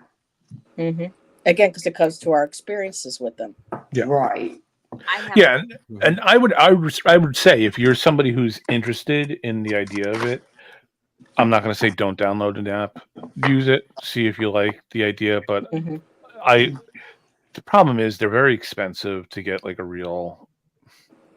I mean, and it's silly because it literally is it's a handheld radio, that like with like a connection broken in it. A little bit more work because some of them now, like the problem with mine is like mine. I can't. I could if I went in and did work on it, but I don't feel like messing with it. You can change like a dial to change the speed and stuff like that. It's kind of things that I would like. And the SB7. Yeah, this one does has that. Yeah, so that's a nice feature because I think you want to be able to, and some of the apps do this, so it would help with the idea of getting. You want to tune it to how you work with it. Because like sometimes it's too fast. The speed is too fast, or maybe you want it to be fast. Because the faster it is, the less likely you're going to have words coming directly out of the radio programs that it's picking up. And then when you start getting when you get like a word that runs across multiple channels, then it's kind of interesting. That's when kind of pay attention to that. Yeah, that's when it gets really. Go ahead. Sorry. No, go ahead. I thought you were done, Tom, because I know Ramon done. wanted to say something and Allyson wanted to comment. So go ahead, Ramon. Go ahead, guys. Rock, you. paper, scissors. No. No, the thing I wanted to say about the apps, yes, they're expensive, and a lot of them are intentionally done in a way to look scary and sound scary, and to give that creepy feeling. So I don't think they're really that good as a tool, or I mean, not even to use it. It's just junk, in my opinion. It's junk. It is. Yeah. Yeah. I like a good analog tool, personally. Mhm. Where it can't be messed with that way. It's Yeah. all Yeah. And the spirit boxes, you can just use it as a radio. At least this one, if you slow it down enough, you can just use it as a a regular radio. radio. But Yep. yeah, it's a radio. That's what it is. And this one is an AM FM radio. But then you can change the speed of the scan to a point that you feel that you're able to understand or pick up words or messages, you know. And Yeah. it could get to a point that it's just noise, you know, just that static noise, Mhm. which you can Yeah. also pick a message. You know, some people are able to scribe with sounds, you know, Yeah. but the idea is that those little snippets of words and sounds, you're able to discern a message. Yeah. Mhm. Yeah, I mean, and there's people that just use like white noise generators or, The white or noise, any yeah. color noise Mhm. generator, and use that to discern messages. And again, I mean, it's the same idea as scrying. You're basically scrying with audio, honestly. Mhm. Mhm. Exactly. Right. You're Yep. really just pulling out messages, and instead of visual, you're just hearing them. That's it. It's really the same thing. Mhm. Yeah, well said. Yeah. And all right, Allyson, what was your comment? What I was gonna say, couple things, and I'll say this now because I'll forget about this. The one thing I wanted to say, and not to hijack your comment, Amanda, but I had a missed call from my mom after she died. Just one, and I didn't hear it ring or anything. It was later, and I went into my phone, and I can't remember now, and I don't want to say. I want to say her. We didn't even have her phone on anymore. I'm pretty sure we didn't. Mhm. And Oh, even that if big we grin on did have Amanda's her face. line live, her phone was not charged or on or anything for at all. That's Like my cool. brother-in-law, we kept her phone connected for a couple months while we were going through and making sure everything had been taken care of, all of her accounts, everything was, you know, anything that was paid off, pending, blah, blah, blah, blah, right, for a few months. But it was during that time, and nobody called me. Nobody. Anyways, I had a missed call from her, and I knew when I saw it that it was a reach out from her. Yep. But That's something I exactly what wanted it to was. say is that, and this is just my belief. I think the whole thing with the orbs is that when we are back in spirit, we are just energy. And it makes sense that the orbs would be an orb, because it is energy. Also, angels, and we don't know any of this stuff for fact until we're dead and crossed over, right? But I Hopefully. go by my gut with things and how I feel when I learn all this woo-woo spiritual stuff. Some stuff I'm like, oh yeah, that's done on, you know. The other stuff I'm kind of like, whatever. It doesn't mean that I'm right. I'm just saying how I do things. But angels, and I'm sure you guys have all probably heard this, or some of you have heard this. When we see angels as angels, they do that for us. They are light. They show us in human form with wings, so we recognize and see them and know them as angels and whatever. And it could be a spin-off from the Bible, honestly, when we started doing drawings or interpretations or whatever, and then that's where it started. I don't know which happened first, the chicken or the egg, but my whole point is that angels do not look like, and I believe it to be true, and if anybody out there feels differently, that's fine. I'm not here to convince anybody, but angels are light, very much like the orbs that Amanda sees, if not the same, you know, as spirit or whatever. Not that they're the same phylum, because I don't believe that we are. You know, angels are angels. And then you've got spirits, right? And some people act as our angels, but I really do think that they're two separate things. But that's a whole nother conversation. My point is, anything on the other side that's in spirit, I believe comes through as light or an orb. To me, it's probably the same thing. But when they show like a full body apparition, it's so that we see them in spirit. For those of us that have been lucky enough to see a full body apparition, I have not, or to see an actual angel, they do that for us, I believe. when it really, they're still an angel in every single freaking way. But the beauty and the magnificence of an actual angel is for our, just so that we recognize what we're seeing. So what's I mean, it's so gorgeous, right?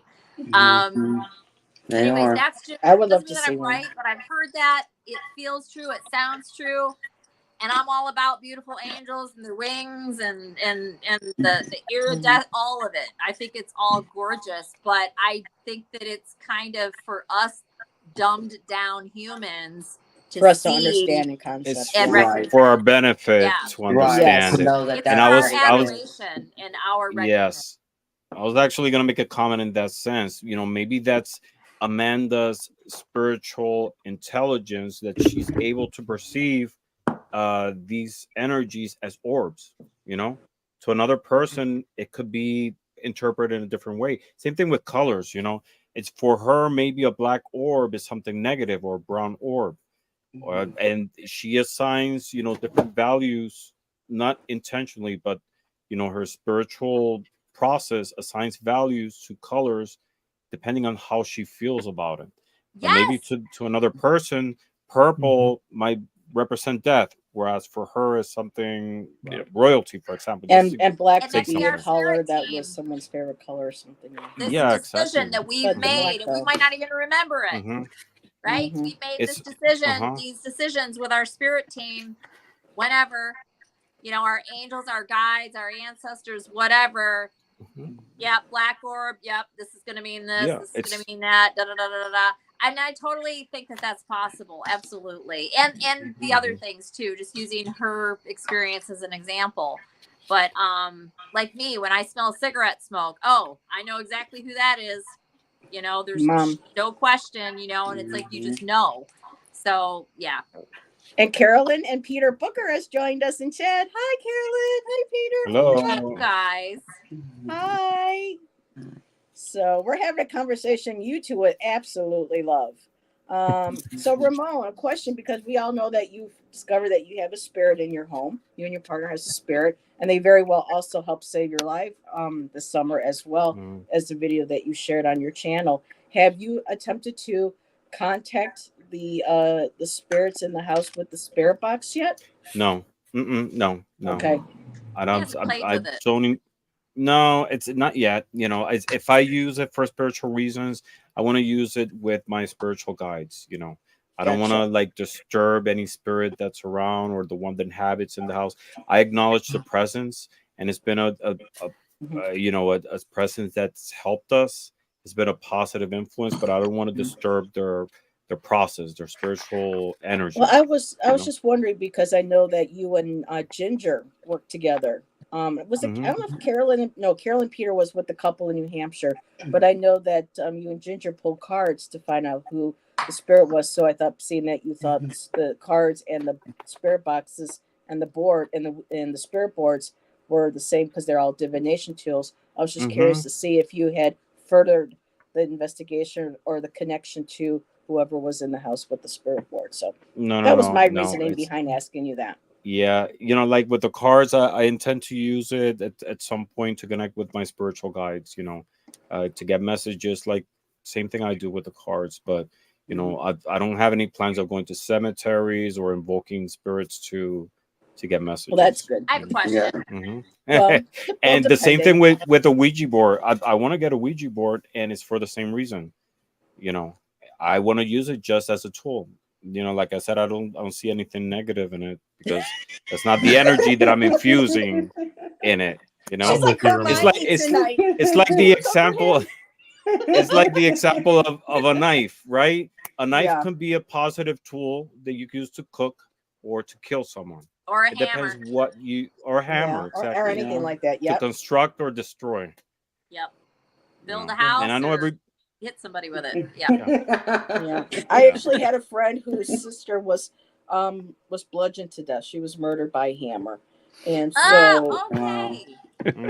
Well, I'm just saying, she was explaining to me. Well, she was explaining to me, because when we were doing Reiki and stuff in Arizona, and I was talking about my spirituality with the pentacle and the associations with it and my magical tools, she says, well, she goes, let me tell you this way. She goes, see, there's like this hammer here that I'm using to fix my furniture. She says, this helps me build. This helps me repair. This helps me do things around the house. She goes, my sister was murdered with one. She goes, so it's just an object. It's what you do with it that, you know, makes it bad or good. Now, for me, still though, I'm leery with the boards, but it was just, you know, an example of a tool and using. I didn't mean to freak anybody out, but I have a comment. Left turn there. well, it was just an Wrong just an turn. example.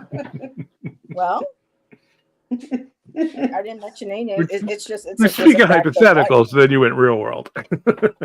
Well, it's just a fact of life, and that she was explaining to me, you know, how to try to get past my. It just fear gave of me my a visual. You're good. Yeah. Good. Well, I have a comment though about something that Ramon has said twice now, maybe 3 times now. Cemeteries. I'm a big fan. Huge. However, I find them a beautiful piece of history. Fascinated by them. Love walking through them. The older, the better. Yeah, I do some protection stuff before I show up, but I find them very peaceful, very beautiful. But we have some gorgeous cemeteries here where I live. Gorgeous, gorgeous, gorgeous, gorgeous. And there's a few of them that I've gone to. In fact, we're going to one tomorrow that I've been wanting to go to, and we haven't been to. It's a small cemetery. It's probably only got, I don't know, I'll count them when I'm there. I really doubt it's got more than 24 graves there. But anyways, and these were from early settlers here. So there's going to be some of them that are going to be, you know, before we colonized and all. There's going to be some old ones. But anyways, you made comment or mention a couple times about cemeteries. Do you feel like that's someplace not to be hanging out, or you just don't want Ouija boards? No. I love cemeteries. He lives near 3 of them. My house is between 3 cemeteries. Yes, and, that's right. Yes. Yes, and right. I love looking at the tombstone. I love it. Stone tombs and the layout and everything. Yep. All of and it. I, you know, it's. I read their names aloud. Yes. Oh yeah. I do the same thing, and I read what year they were born and dead, and sort of like imagine their stories and all that. But I wouldn't like actively go in there invoking the presence of those people who are. And just, I never have. You know, resting there. You know. Yeah. And that's why I use it as an example because. Or not. I leave incense or not. Some of them I do. Some of them I don't. You know, it's just. I don't know. I love cemeteries. And I like skulls. I love skeletons. You know. Yeah, I do. But cemeteries, it's like one of those energetic places that I feel they're like very dense, like churches or hospitals. Yep. You know. And it's not like I feel like they are there, but I have. My Anthony has felt things a couple times at a couple of the places we've been. Nothing ever bad. And it's usually very subtle and whatever, but I don't know. I think it's more the nostalgia of it all for me, but I just love the idea of visiting a grave that maybe somebody has not been to in 50 years or 200, who knows, and just recognizing, saying their name aloud, you know, dropping a flower, you know, being interested in, you know, love cemeteries. Older the better. And I was always told when you're leaving a cemetery, make sure that you look behind you and say, you know, you are not to follow me home. You are to stay here. There's some, you know, even suggest maybe throwing some salt behind you as you leave. There's a cemetery called Oakwood Cemetery up in the falls that I used to love going to during the summer, especially during the fall, because the trees are so beautiful. And a group of us would paint and draw there. And I would find a spot and I would see whose grave I was sitting nearby or two. And I would read out their names and say, hello, I hope you don't mind me sitting here. This is a beautiful spot. I love this tree. I want to paint it. I want to draw it. But if you don't want me here, let me know and I will move to a different spot.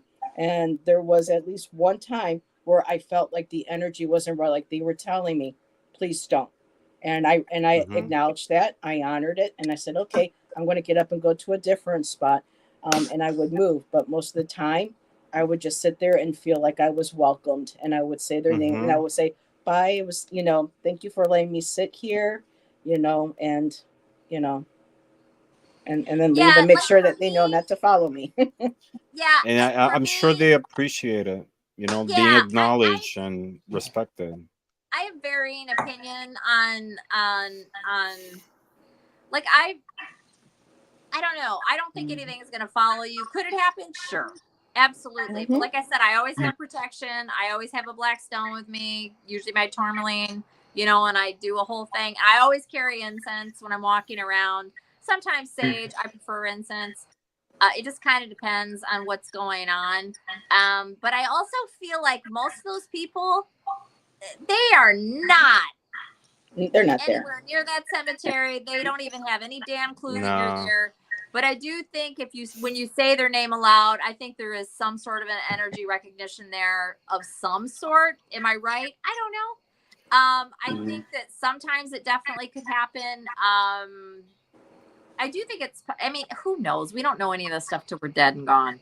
But I just like going. I love the whole romantic architectural, it's even like the design of the tombs. Beautiful. Yeah. It's some of the tombstones are so gorgeous, and the engravings, and then some you always see at least one that's really unique, or somebody that did something very creative, or and some of them are just so like there's hardly any. It's just there's such a huge variety of what you see, and and it's so sad but beautiful at the same time, and it sounds really weird, but like you see all the children, which just totally is upsetting for me, but at the same time I always pause at the babies and comment, and just it's always different, and it sounds funny, I don't even know, obviously would have known any of these people, but it's very touching for me on some level, and I don't know why, but and I just enjoy it. And I'll go on a beautiful day, I'll go on a cold day, we'll go at night, we'll go during the day. Just kind of depends. Oh, maybe the spirit orb put something. Yeah, the incense. It was all the Palo Alto. But yeah, She had a bonfire going there for a bit. Cemeteries. Hold on a second. Ramon, I knew there was a couple. I didn't know it was 3. Yeah, there's 3. Hold on. Here, let me mute her. Are they old? Huh? Are they still are they active cemeteries where they still bury, or are they really old? Yes, well, one of them is really old, and it's a Jewish cemetery. Ooh, and nice. My partner and I were walking around a park, and I actually discovered it. We discovered it together. We didn't know that cemetery was there, and it's close to the public. Like nobody can go unless there's a special permit. Yep. But it's just beautiful, and a lot of them are like from the 1700s. Yes. 1800, like really old.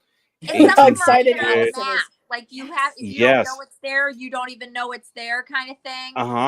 And then we were walking, and I was attracted by this tomb, and I was like reading the headstone, and it was a child, and I don't know, I sort of like made a connection, like what the life story was, how they passed away.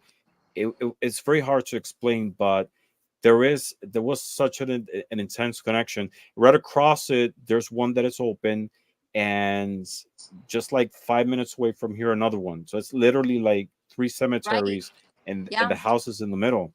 Yeah, and I love it. I mean, I love the architecture of it. I like the romanticism.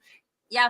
And I think it appeals to a lot of us because it helps us remind of our own mortality, right? Yes, that too. Yep. And that thought of will we be remembered? Yeah. What you thinking, Tom? There's I don't necessarily think that there's like spirits roaming around. Same. I mean, I feel there is like some type of residue. There is an energetic residue, because like, for example, if let's say about my great grandmother is buried there, I don't think her spirit is necessarily walking around. And then at the same time, she's like in a spiritual realm, and at the same time she reincarnated. So like, I don't know. Maybe it's Yeah. beyond our comprehension, but there is Yep. some type of energetic residue still Yep. around. Well, I think I it's like it's kids, but it's never more from the in people them. that go there. I think you're picking up the energy of the sadness that people are putting out That's there. possible too. Residual. Sure, Yeah. yeah. Mm-hmm. But the interesting thing is, like I said, I like the really, really old ones where like people aren't even visiting. And I don't know what for me, but I'm very much into antiques and old things and just that's just me. But there I don't know, like the one that we're gonna go to tomorrow. Oh, the thumbs up thing. The one that we're It's an gonna go orb. to It's an orb. The tomorrow. spirit says yes. The one that we're gonna go to tomorrow, there's a little town that's just outside of, not just outside, but probably 10 miles outside of the northern part of the city that I'm in. And it was farmland. And everybody that lived and died in that area for the longest time was just buried there, right? So, and then a couple of the founding men from that area, they're buried there. And it's got a beautiful wrought iron fence around it. And it's just really cool. And I'm very excited to go and see it. And there's several historic houses that are right there that I drive by on my school bus route, or I did last year. Because it's kind of out there. But for whatever reason, we just haven't been to that one. And so we're actually going tomorrow. So yeah, and I love I You know what? the older they are, and the gates, the rustier they are. It's much more, I don't know, like much more beautiful. Just too bad we didn't all live around each other closer. We would make a great paranormal investigation team. Yeah. We would have the That would be person. We'll rock awesome. around cemeteries. We'll take our spirit boxes and tarot go cards. through everything. Allyson asking the questions. Amanda would be able to be the medium to see what was going on, and Ramon would have a spirit box. And then, of course, I mean, and that would my be other great. divination tools. See what? Yeah, and I always got use a my new little broom oracle deck. Dust off. There's always something you can't see well and read. And at night we have our flashlights. You can read them on an angle. Because some of them, and Ramon, I know you know what I'm talking about. Where the a lot of the stones, especially in Michigan, that have been through so many storms over and over and over and over, a lot of them you can't read them at all. Like they look completely smooth, some of them. But it's so exciting when you can read it. And you can often if you stick with it, what is going on? If you stick with it, you can read it. If you like the right time of day and you hold the flashlight just right, and you can the get angle right of the sun, you could kind of like make up the words, some letters, and then you fill up the blanks. Yeah.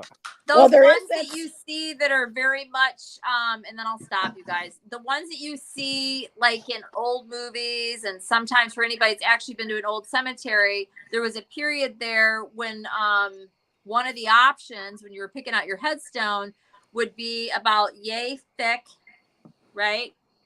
And probably about out of the ground, probably about 30 inches or so, and probably about 20 inches or so wide. They were very flat. It was just like a big rectangle that just goes into the ground.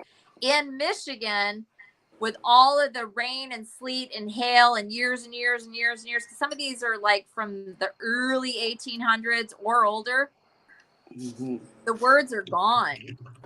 But if you run your hand down it, you can feel that there's words there. And those are the ones I'm talking about. And sometimes you can't get anything off of it, but a lot of times with a little bit of work, you can figure out what it says. And it's just it's just fun. I was trying to find the very picture. Rewarding to figure out what it says. Allyson, have you been to the cemetery? I was trying to find it here for the picture, but I think a lot of people have seen it.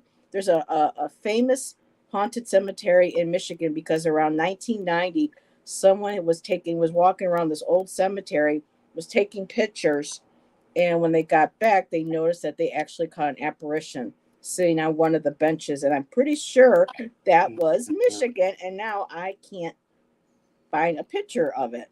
I have I was- not heard that story, and I am in Washtenaw County, and I have mostly in Michigan There it is. only visit cemeteries Bachelors. in Washtenaw County and a handful outside of Washtenaw. Oh wow! Wow. And it's That's called Where is amazing. it? Does it say? Bachelor's Grove Cemetery, which is this woman. They're not. No, they're not going to tell so me. It's probably not here, but 1991. This amazing photograph was taken at Bachelor's Grove in 1991. An investigation by the Ghost Research Society using infrared film. No living person was visible at the time, but the photograph clearly shows a human figure seated on the checkered monument near the south entrance. But yeah, I have to. I look have to no see. idea where that is. It's not saying the city. No. So, but But I yeah, can look I it up finally later. found it. It's in Yeah. Illinois. It's in Illinois. It's not. Oh, it's in Illinois. It's not Michigan. Oh, Okay, yeah, my nowhere bad. near me. Okay. It also has a shadow, so it's not. Okay, my bad. I thought I'll it be was back Michigan. in a second. It's not a I'll be ghost. back in a second. Okay. Okay. Ramon's got to go take a toke.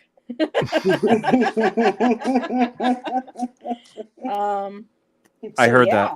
I didn't know it was that kind of show. I didn't know we were supposed to get prepared for the show. Damn. Okay. So wow. Kind of looped around from spirit boxes, but during our conversations, has anything else come up that we want to share what we might think about them? Because we do have Carolyn Booker. Carolyn, I don't know if you and Peter, when you did your investigations, if your group used spirit boxes and what your experience was, or we could actually ask them, because Carolyn and Peter are coming back next month, ladies. Yes. I'm I so believe excited. it's September. I believe it's September 20th. So we can always ask. Yeah, I don't have my calendar here, but we can always have questions set up for them too, as well. And we are at almost 2 hours, so.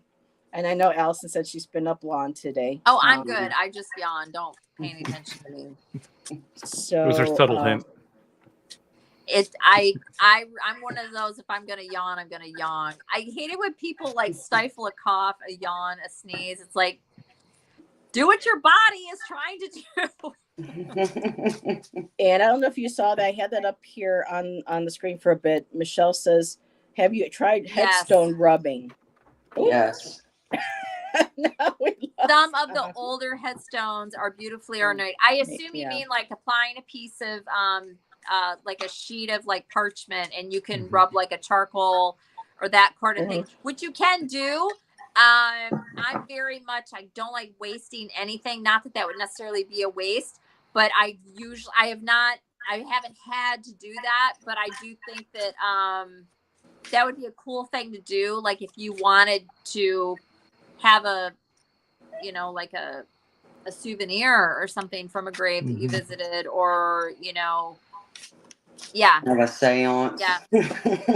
Yeah, or you Well, you even could do that with a lot. seances You too, could do you it gotta with be you could do careful. it Yeah. with pastilles or Mhm. heck crayons. I mean, whatever. Yeah. Yeah. Mm-hmm. Yep, stone rubbing gardens heard that, and Jay says she has done that too. Yep. She's done the rubbings. Yeah. And Jay, Yeah. really Usually quick, don't need to. I mean, you can usually see it just fine. Jay, with your investigative group, when you were doing it, did you guys use a spirit box, or did you guys just rely on the photographs and the EVPs? I'm curious if you're able to share in chat, because when with Jay has abilities very similar to Amanda, where she can see spirit. I was curious to see if and how many spirit box sessions that they did in their research or their investigations. A lot of people call it ghost hunting, and I don't like the word hunting, because these were people, possibly, these were people, in life, and you don't want to I think hunting only means to search. Yeah, for me, I like For the word any investigate. ghost. Yeah. I understand what you're saying though, but I think I could be wrong. I don't think the actual And Anyways, Carolyn said no, very we liberal. recorded, but they didn't use them. Okay, so they didn't use the spirit boxes. They do now, but they are in England. Okay, so her group does use them now. And hello, Soul Ignition. Good to see you. And Jay said, yes, my team used spirit boxes for some cases. Okay. And so, again, I think with having Jay on the team, with her being it, to me, it's good to have a medium that can physically see. I think it's called a physical medium, where they're actually right, Amanda. Physical medium where you're actually able to see. You know, like Amy Allen. You know, Cindy Kaza, the ones that can go to a location. Michelle Bellinger or Bellinger that can go to a location and be able to see. I think they're extremely important for those who do paranormal investigations, because in that way what does come through a spirit box, or what people may think is coming through, or what people may see, are actually presenting themselves as something else. And to me, it's good to have a physical medium of some kind with you to be able to kind of validate, say, hey guys, you know, on the up and up, I don't think this spirit is, you know, because like with Amy Allen, there were times when she would do investigations where something would present themselves as this huge, horrible, scary, like demonic looking beast. And then it would just be the spirit themselves just doing that to scare the people that were living there to get out of the house. So, you know, it's good to have a medium present, to me, my opinion, for the investigations. And I Carolyn agree. says, I like paranormal investigations. What was that, Amanda, hun? I said I agree. Yeah. That way you have a little bit of an idea that you know who you may be dealing with. And Soul Ignition is from Washington. Very cool. Hello, hello. Every time I see someone coming from Washington or the West Coast, I get all excited because, yay, I get to. I know we kind of talked about it, but what's the Oh, this is Moon Fox. I know we kind of talked about it, but what's the difference between a ghost and a spirit? Depends on who you ask. So I'll give you my opinion of it. A Hello, ghost Mister. is like someone that's a stranger, like someone you don't know. To where a spirit would be like a loved one of yours, your spirit guides, or even an angel. So that's my a view, in my opinion, of what you separate a ghost and a spirit. A ghost is still possibly a human spirit most times. I mean, it could be a negative entity too, like a demon, but that's how I Or discern the Lola. difference, if that makes sense. It does. Ramon? I feel that ghosts are more like the spirit of a deceased person, of a human specifically, or whereas a spirit can be anything, you know, Mhm. you know, an entity from a divine realm or something that necessarily didn't exist in a physical form. You know, it's Mhm. spirit and ghost. Like a ghost can be a spirit, but a spirit not necessarily has to be a ghost. That makes sense. To me, Yeah. Yeah. a ghost, the way from my understanding, and again, I can switch terms around if it's wrong, but the way I've always interpreted it, for me, spirit is more of a looser term, and I do think it's kind of an umbrella. It can be a bunch of different things. But a ghost, to my understanding, is the spirit of someone who was alive on this earth plane, and their spirit is still earthbound. They just haven't moved on yet. That's a ghost. Yeah, exactly. Yeah. Mhm. I agree. And that's what Yeah.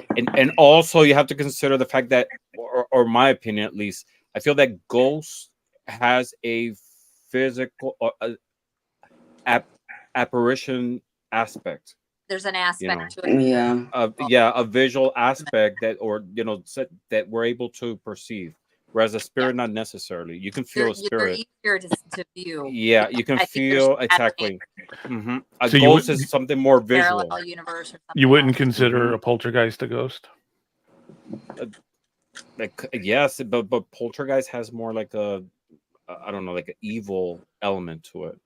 Yeah, and No, isn't there's a a poltergeist element portal? with an intent of disturbance, to disturb. It's at least a trickster. I mean, yeah, it doesn't necessarily. Yeah. And there's some But- people who believe a poltergeist, like again, Amy Allen for one, said that people don't realize that a poltergeist really isn't necessarily a spirit.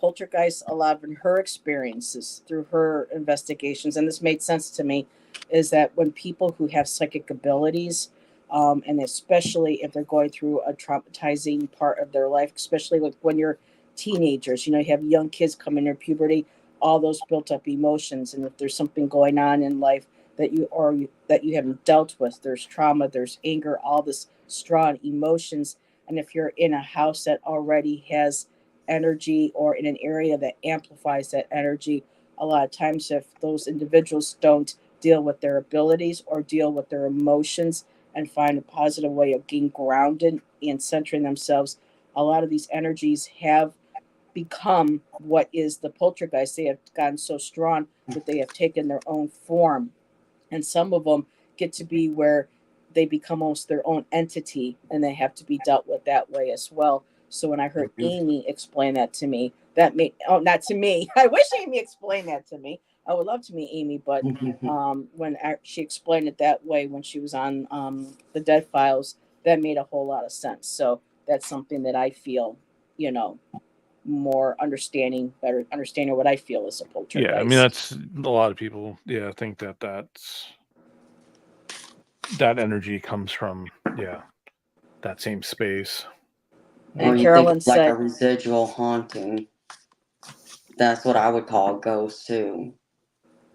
Mhm. and let's see, if Carolyn says, if I see something, then I say something. If I don't say, not getting anything. Okay, there is no point in making something. Got you. So this was when I was asking her about going on investigations and seeing something. If you hear something and then you see something, she'll be like, no, it's not worth me saying something if I didn't. So I got you, Carolyn. Ghost Jay says is, I think she meant to say someone who hasn't crossed over. Moon Fox says I agree with Allison, Right. and Michelle says, by the way, really quick too, I already have it started, but Michelle likes your comforter. She thinks you redecorated since she last saw you in the video, so she wanted to say nice redecorate, nice comforter and what. So Me? yeah, Yes. Oh, Michelle. thank you. Yeah, she Yeah, was it's commenting on your digs bumblebees. earlier. It's black and white, but it's bumblebees. Thank you. And Michelle also said, my experience with ghosts is that they're stuck or bound by unfinished business. There was a female ghost in my kitchen years ago, and a psychic friend told me she was opening cabinets to feed her cats. So, Mr. Crossing says she's done paranormal her whole life. They are 5-level spirits. Not sure what that means. I don't know what Or that fifth means. dimensional, maybe. All right. Miss I Miss cut- Moonlight says, "I love that your ghosts love cats." Yes, that's so sweet. Yeah, And- and then there's the other theory too that a lot of ghosts, especially if they died quickly, they don't even know that they're dead. I don't know how true that is, but I've heard that many times. And like if it's somebody that was either very fear-based or they died very quickly or they were a child or somebody who's just very stubborn in nature, whatever, that they're more likely to just stick around and they don't go towards, they're supposedly, who knows, we're alive, we'll know all this stuff once we're dead. But that there's a light there that you can go towards, but they don't want to go towards it. So, Like it's like that movie, The Others.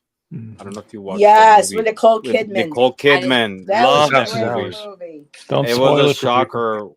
Yes, At the it was end. a shocker. Mhm. You have to watch that movie. It's a beautiful. So movie. yeah, if you haven't seen it, we won't do any spoilers. So No, make sure you watch. I that actually movie. want to It's really watch good. it tonight after talking about it's a this. great movie. Yes. The Others, it's I saw called. it. Who's in it? Nicole Kidman. Nicole Kidman. I'm not crazy about her. I don't know if Oh I no, saw but it. she This was she's a good great movie. actor. It's Yeah. a really good movie.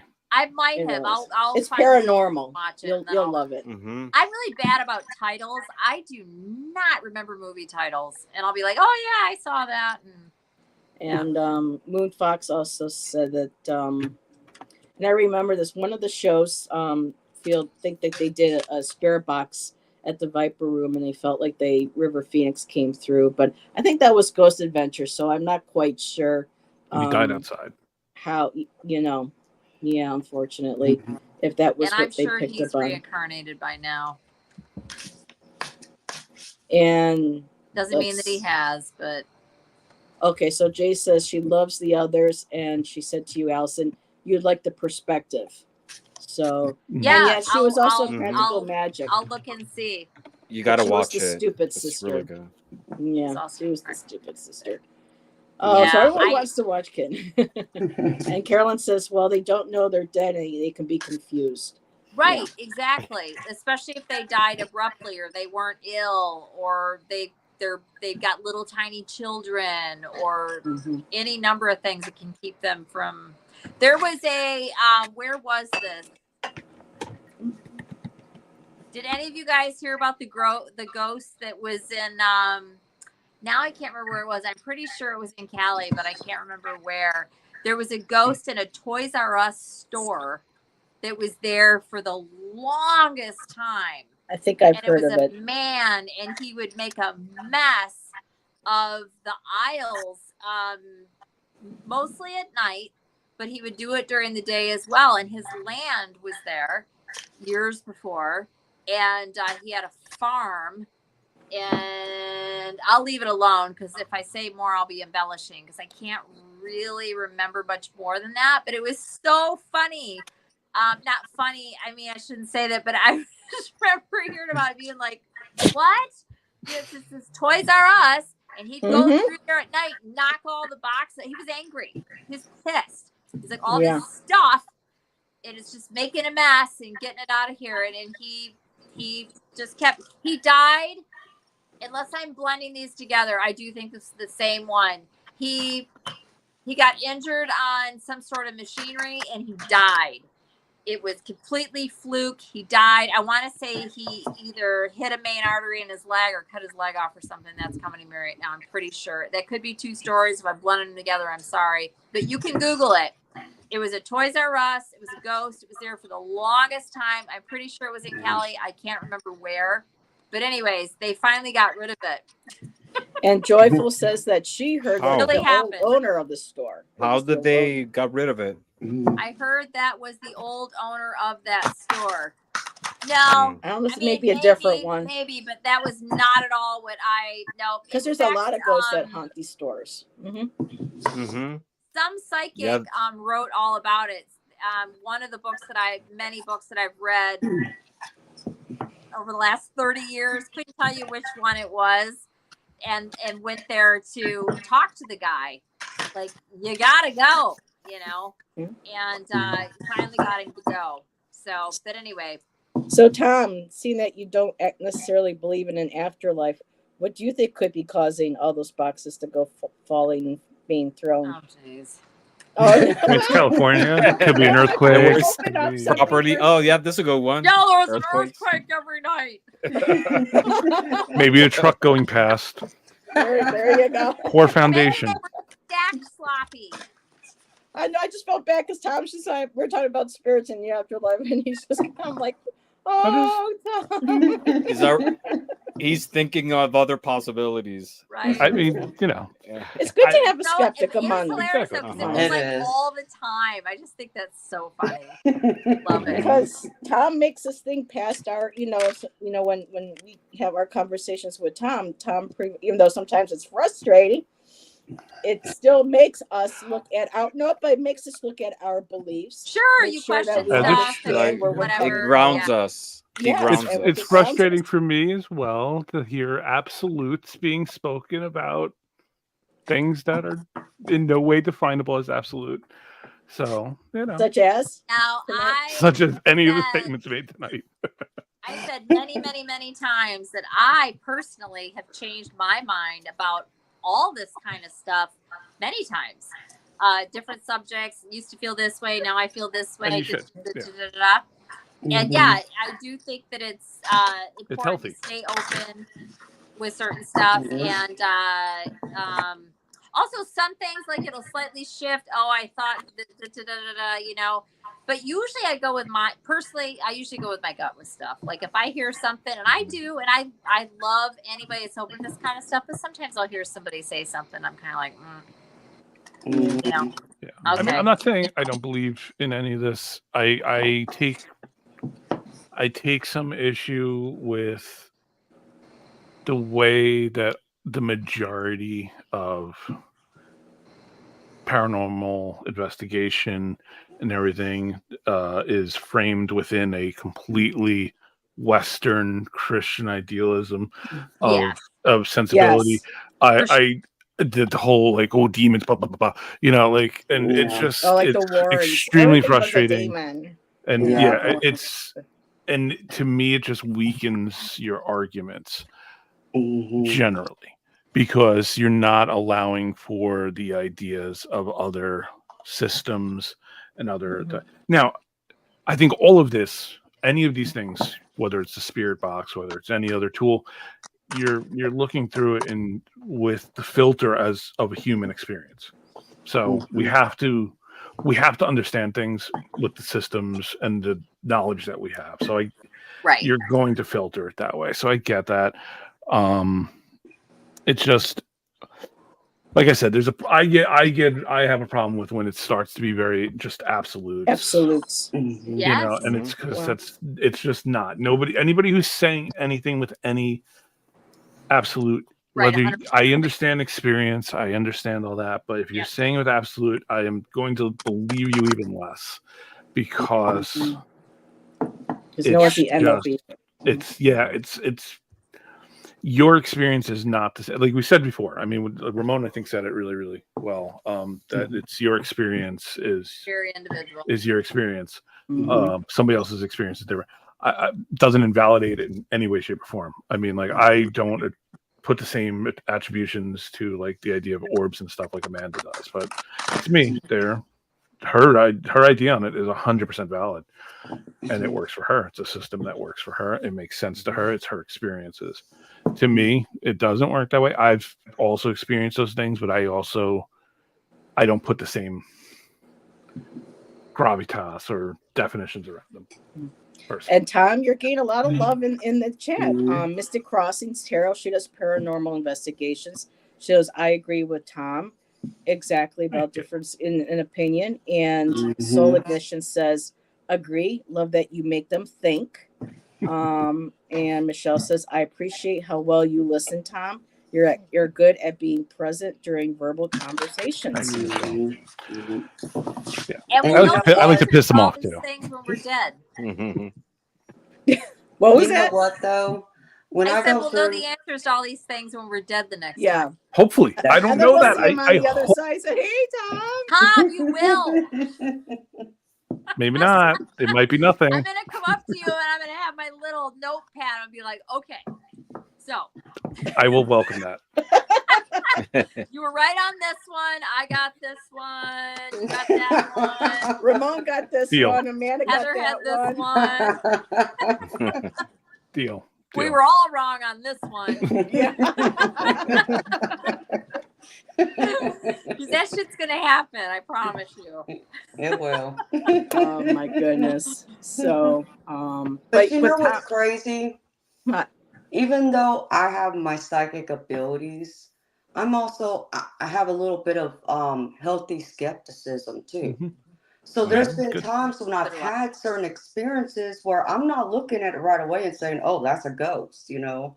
Like where I've had like a door open up by itself and I'm looking at it, I'm like, okay, I know that could possibly have been a spirit that did that, but before I assign and say it's paranormal, let me look around the room and see, well, where's the air blowing? Could something else had, caused it to open? Right. So I think you need both. You know what I mean? 100%. So I don't 100% say like 100% of my experiences or how I perceive them are paranormal, in that way. Because I will also look at it from a point of skepticism. And I think that's good. That's very good. Yeah, I agree. I mean, that's the way I mean, it's to do it. necessary. Yeah. It's necessary because it what it does is strengthens your beliefs. You know, you get to the point that you know that what you experience in a spiritual level, it's valid, it's real, because you already discarded the empirical side. You know. And Carolyn, also in Yeah. support with what Tom said, what we've been saying is that the psychic that told Mrs. Winchester lied to use her to make money and lived with her the rest of her life. You have to be very careful. So people who don't know, but the Winchester house, that was always a psychic told Mrs. Winchester after her husband died that all the spirits were going to come after her that were killed by the Winchester rifle, that she had to keep building on the house constantly to keep the spirits from, you know, coming after her. Yeah. And so that. that's, you know, unfortunately That's back then there was no way to crazy. disprove that. And so this, you know, psychic or whoever, you know, lied, you know, You could just visit there like it was a museum or something. Yeah. Yeah. And you can investigate there too. That's nuts. Was that like in that was California. Yes. was that like in like the it was after the Victorian period, but wasn't that Yeah. like in the early 1900s? Yeah, early 1900s. Yeah. Yeah. Yeah. Seeing like Yes, very sad to play on grief. Yep. yeah, because even someone told a psychic told my brother that our mom had not transitioned, that she was stuck, she was in limbo, jeez. and said that the reason why she was in limbo was because she was worried about leaving us. And so that bothered my brother, and he has a lot of guilt for that. And I've tried telling him, it's like, she's not stuck here. She is, you know, in heaven. Does she come down to visit us? Yes, but don't believe what you were told. But I can't convince him. And I've even tried telling him, it's like, you know, if I could find a psychic that I would trust, that's, you know, a stronger medium, you know, That than is what awful. I have, you know, would you go with me? So, you know, someone could tell you, you know, with absolute certainty that, you know, she's not stuck. I can't convince him to go. He won't go see anybody. And I've said, I'll pay for it. And he won't do it. And Is I he Well, religious? For 3 easy payments of $99.99, I can Thank you. take I care was of just it. gonna say, and then she say, but for $200, I can fix it. Yeah, girl, you got evil spirits in your house. Well, let me tell you, for $1,000, I can come out and get rid of I that. get rid of hex all and of them. Yeah. Joyful was sharing a story. She says, I'll tell you one thing. When someone's in my house and they try to yell at me, things that are sitting on top of something, and I mean in the middle on top of something, and it falls off. It's happened. A medium-sized, I think she went to say pool table, and it was lying against the wall in my hallway at my old apartment for a long time. And my ex was yelling at me, and he was going to raise his hand to her. Oh, and so when he tried to yell that potable flu.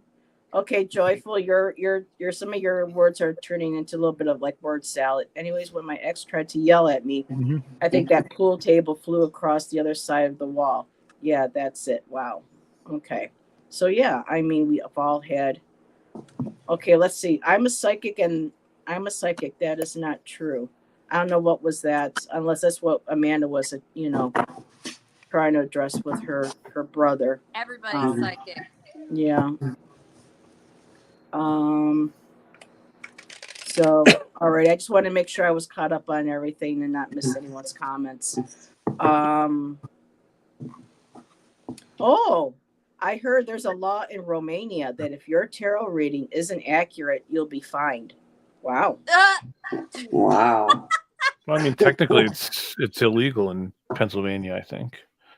Wow. To do Yeah, tarot some readings. places you still got to be careful about reading. It's illegal to do it for money. Yeah. In some states, yeah. Yeah. I mean, it's some laws. Yeah. It's not a bad law because, that in the is sense, so crazy. it stops scams like that. But But the Bible, don't even get me started. Really? Really? Really? Really? Really? You don't have to Really? talk to me about that. Don't even. That is so crazy. That's just that. Oh my gosh. Let me read old something I found. people, young people too, Okay. that are afraid to die, are afraid to cross over. They're literally dying, and they're afraid that they're going to go to hell. Yeah, and then they get Hell. trapped here. Yeah. Like it's a place. But that's okay. That's okay. It's okay Yeah. to do that. But oh my God, you better not read some tarot cards. That is just so backwards. It's not funny. Okay, what was that, Ramon? What would you want to share? Oh, it's no. I found this. It says no. There's no evidence or known law in Romania that mandates fines for incorrect tarot readings or predictions. The idea that you would be fined for an inaccurate tarot reading seems to be more of a myth or misunderstanding rather than an actual legal practice. In Romania, like in many other countries, tarot readings and other forms of divination are generally considered forms of entertainment or personal spiritual practice rather than regulated professions. However, it's important to note that Romania has a rich tradition of witchcraft and fortune telling, and there have been efforts to regulate or tax these practices in the past.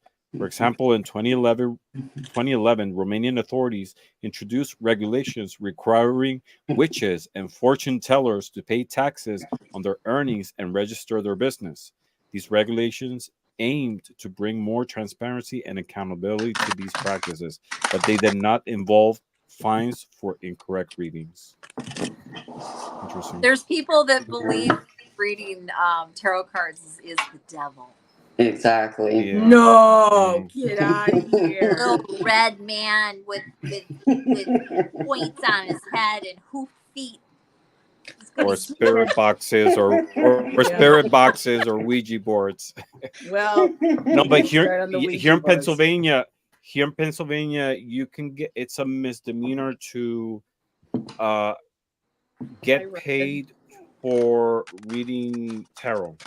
And there was a case of a girl in New Hope, a lady in New Hope, who opened a shop selling crystals and metaphysical items, and she had a sign saying tarot readings, and a price. And she got visited by the police, and she's trying to change that into. It's just ridiculous. But they really Even don't this day and enforce age. it. Read that story though, because that has gotten blown out of proportion so much. Just read Some people believe it's the actual you should facts charge around for it, 'cause- readings. Mhm. Which okay, but I mean, I also think that it's fine. It just depends. I mean, but yeah, it's just so funny how serious everything. It's just like lighten up, people. Goodness. Those laws that were in place to stop people from being defrauded, and so I do understand that. Yes, there's probably a Puritan aspect to it as well. Oh yeah, but I think you do need some protections, because some people, I mean, we see it. I mean, oh my God, yes.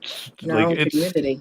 The community can bring in some people that are, they're desperate sometimes. Yes. And so you need those protections. So I don't think there's necessarily a bad thing there, but it's also very easy to spin it as being very anti, and believe me, I am not one to be a fan of puritanical thought, but no, but it's to prevent scams. That's exactly what it is. Exactly. And Robin, Toadstool Tarot, has joined us. Hello, Robin. Good to see you. And people don't charge you to read the Bible, but they do hold out the collection plate.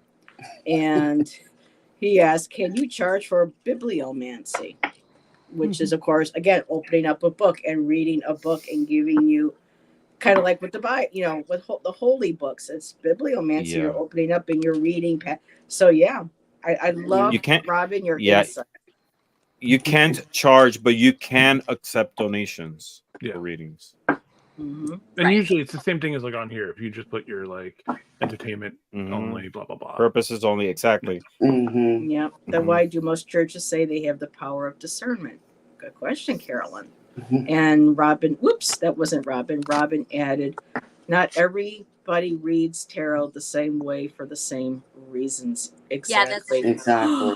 And Mhm. Carolyn said, my family were involved in the Salem witch trials. Wow. Wow. Yeah. Yeah. And a lot of times it was that's an just, interesting subject right there. yeah. And it's not just the Salem witch trials. I mean, that one was just hugely publicized and famous. There was a lot of other stuff that went down Most that was very definitely. much the same, but it's fascinating. Anytime I've seen so many documentaries on that and read articles and everything else, it was fascinating, horrifying, and terrible, Yeah. but fascinating. So we are at 10:30. Miss Amanda has a live at 11. So did we Really? want Where? Where? on my her channel. channel? On your channel? Yep, at 11 o'clock. Nice. So Do you have any guests, or is it solo? Solo. Nice. I think Ramon's Good. looking I'll be for there. some action. Ramon's like, you got any guests? No, I want to have you all as guests. Well, Heather's been a couple times, but Yeah, we share it together. Burn the But you night know, oil. I'm old hash, yeah. So yeah. With the old and with the new, right? yeah, right. We got a So- holiday weekend next weekend. Yeah, Labor Day That's right. weekend. Oh, yeah. So Yeah. before we go ahead and I didn't know if there was anything anybody else wanted, like last minute thoughts, and then what's going on your channels. And Allyson, start with you. Whole lot of nothing. I have not posted in forever, y'all. I don't know. Do you have anything on I'll Monday? get started again here at some point. I'm also going to start a second channel, and I will announce that like in my community or whatever. I just got to have the time to very, very, very completely different subject matter, and I'll announce it all when I do that. Some of you might already know, but anyways, I haven't done anything. All I'm doing is Friday nights with Heather and Amanda, and then I do the first and second Monday on Gerald's channel, Caffeinated Unfiltered, and then this is at 7 p.m. Eastern Standard Time, and then we do the Mystic Four, which is like answering questions. People can ask questions. We're doing readings, and that's it. That's all I've been doing. And I do collective zodiac readings on my channel, but And they're really good. She's MIA. always spot on with Saggies. I have been MIA, and I'll get back to it at some point. I read tarot, and yeah, but I just I'll get back to it at some point. Tom, anything? Let's see. I'm on my every 4 months do a video maybe Nice. schedule. Well, you haven't been feeling well as I haven't been late, feeling so- well, and I've been but really you're busy. getting better. So Yeah. that's the good news. No, So but you'll I have do to have- join us again for another Friday, or we could do I a will. Saturday Yeah, and come up with a topic. yeah. I do have a couple things in the works though, so I will. Cool. If Robin's still here, I have an idea that came up in a chat with Robin once. Ooh, Meant to do that would be a great. a while ago, Oh, but yeah. it's That'd be a just great focused collab. on I'm doing focus on just majors only decks. And Oh. Those are I- cool. I have them all pulled out and on the table and ready to go, and I just have not shot the video. All righty. like Well, fun. stay Like tuned. it. Make sure you Procrastinator. subscribe to Coming Tom, soon. to Allison, to Amanda. Oh, Say. Robin says I'm here for majors only. Yeah, It came up in a conversation in a chat. I forgot, maybe on Tarot I've Stash done or some readings like something. that. Very Yeah, cool. because I know he reads it. He does some readings with major arcana only. That's a very Yep. interesting topic. And I Yep. have a spread in one of my books for majors only. So, Tom, if you want, I can send you a picture to show you what that spread looks like if you're Oh interested. yeah, definitely. Yeah, please. Mhm. And Ramon, I have a couple of in orbits scheduled for the next couple of weeks.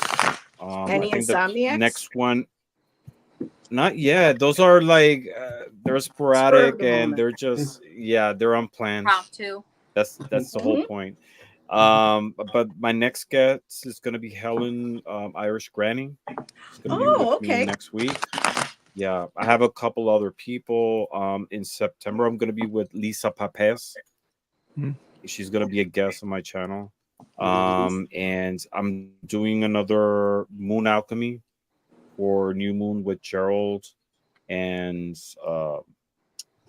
Linda de Gonzalez in about 2 weeks. So we'll see. Just a couple of things here and there. And I'm working with some pre-recorded videos. So Alrighty. busy. Awesome. Yes. For me, just really quick. Tomorrow, Karen and I reschedule. We will be doing Hey, What's Your Sign? We'll be doing Virgo tomorrow night here at 8 p.m. Monday, Yay, Virgo. Virgo. Jonathan Daly will be joining Nancy, A Crone's Intuition, and I on Monday for our Divine Feminine. And we'll be talking about Pele and the Hawaiian goddesses, or also known as the Akua, to the Hawaiian culture. And then Heather is taking a sabbatical, so there will be no next Friday. Sidekicks show next Friday. I need a break. I will be doing my Tarot Tuesday talks probably with Rain and Jackie on Rain's channel on Tuesday, but this girl needs a break.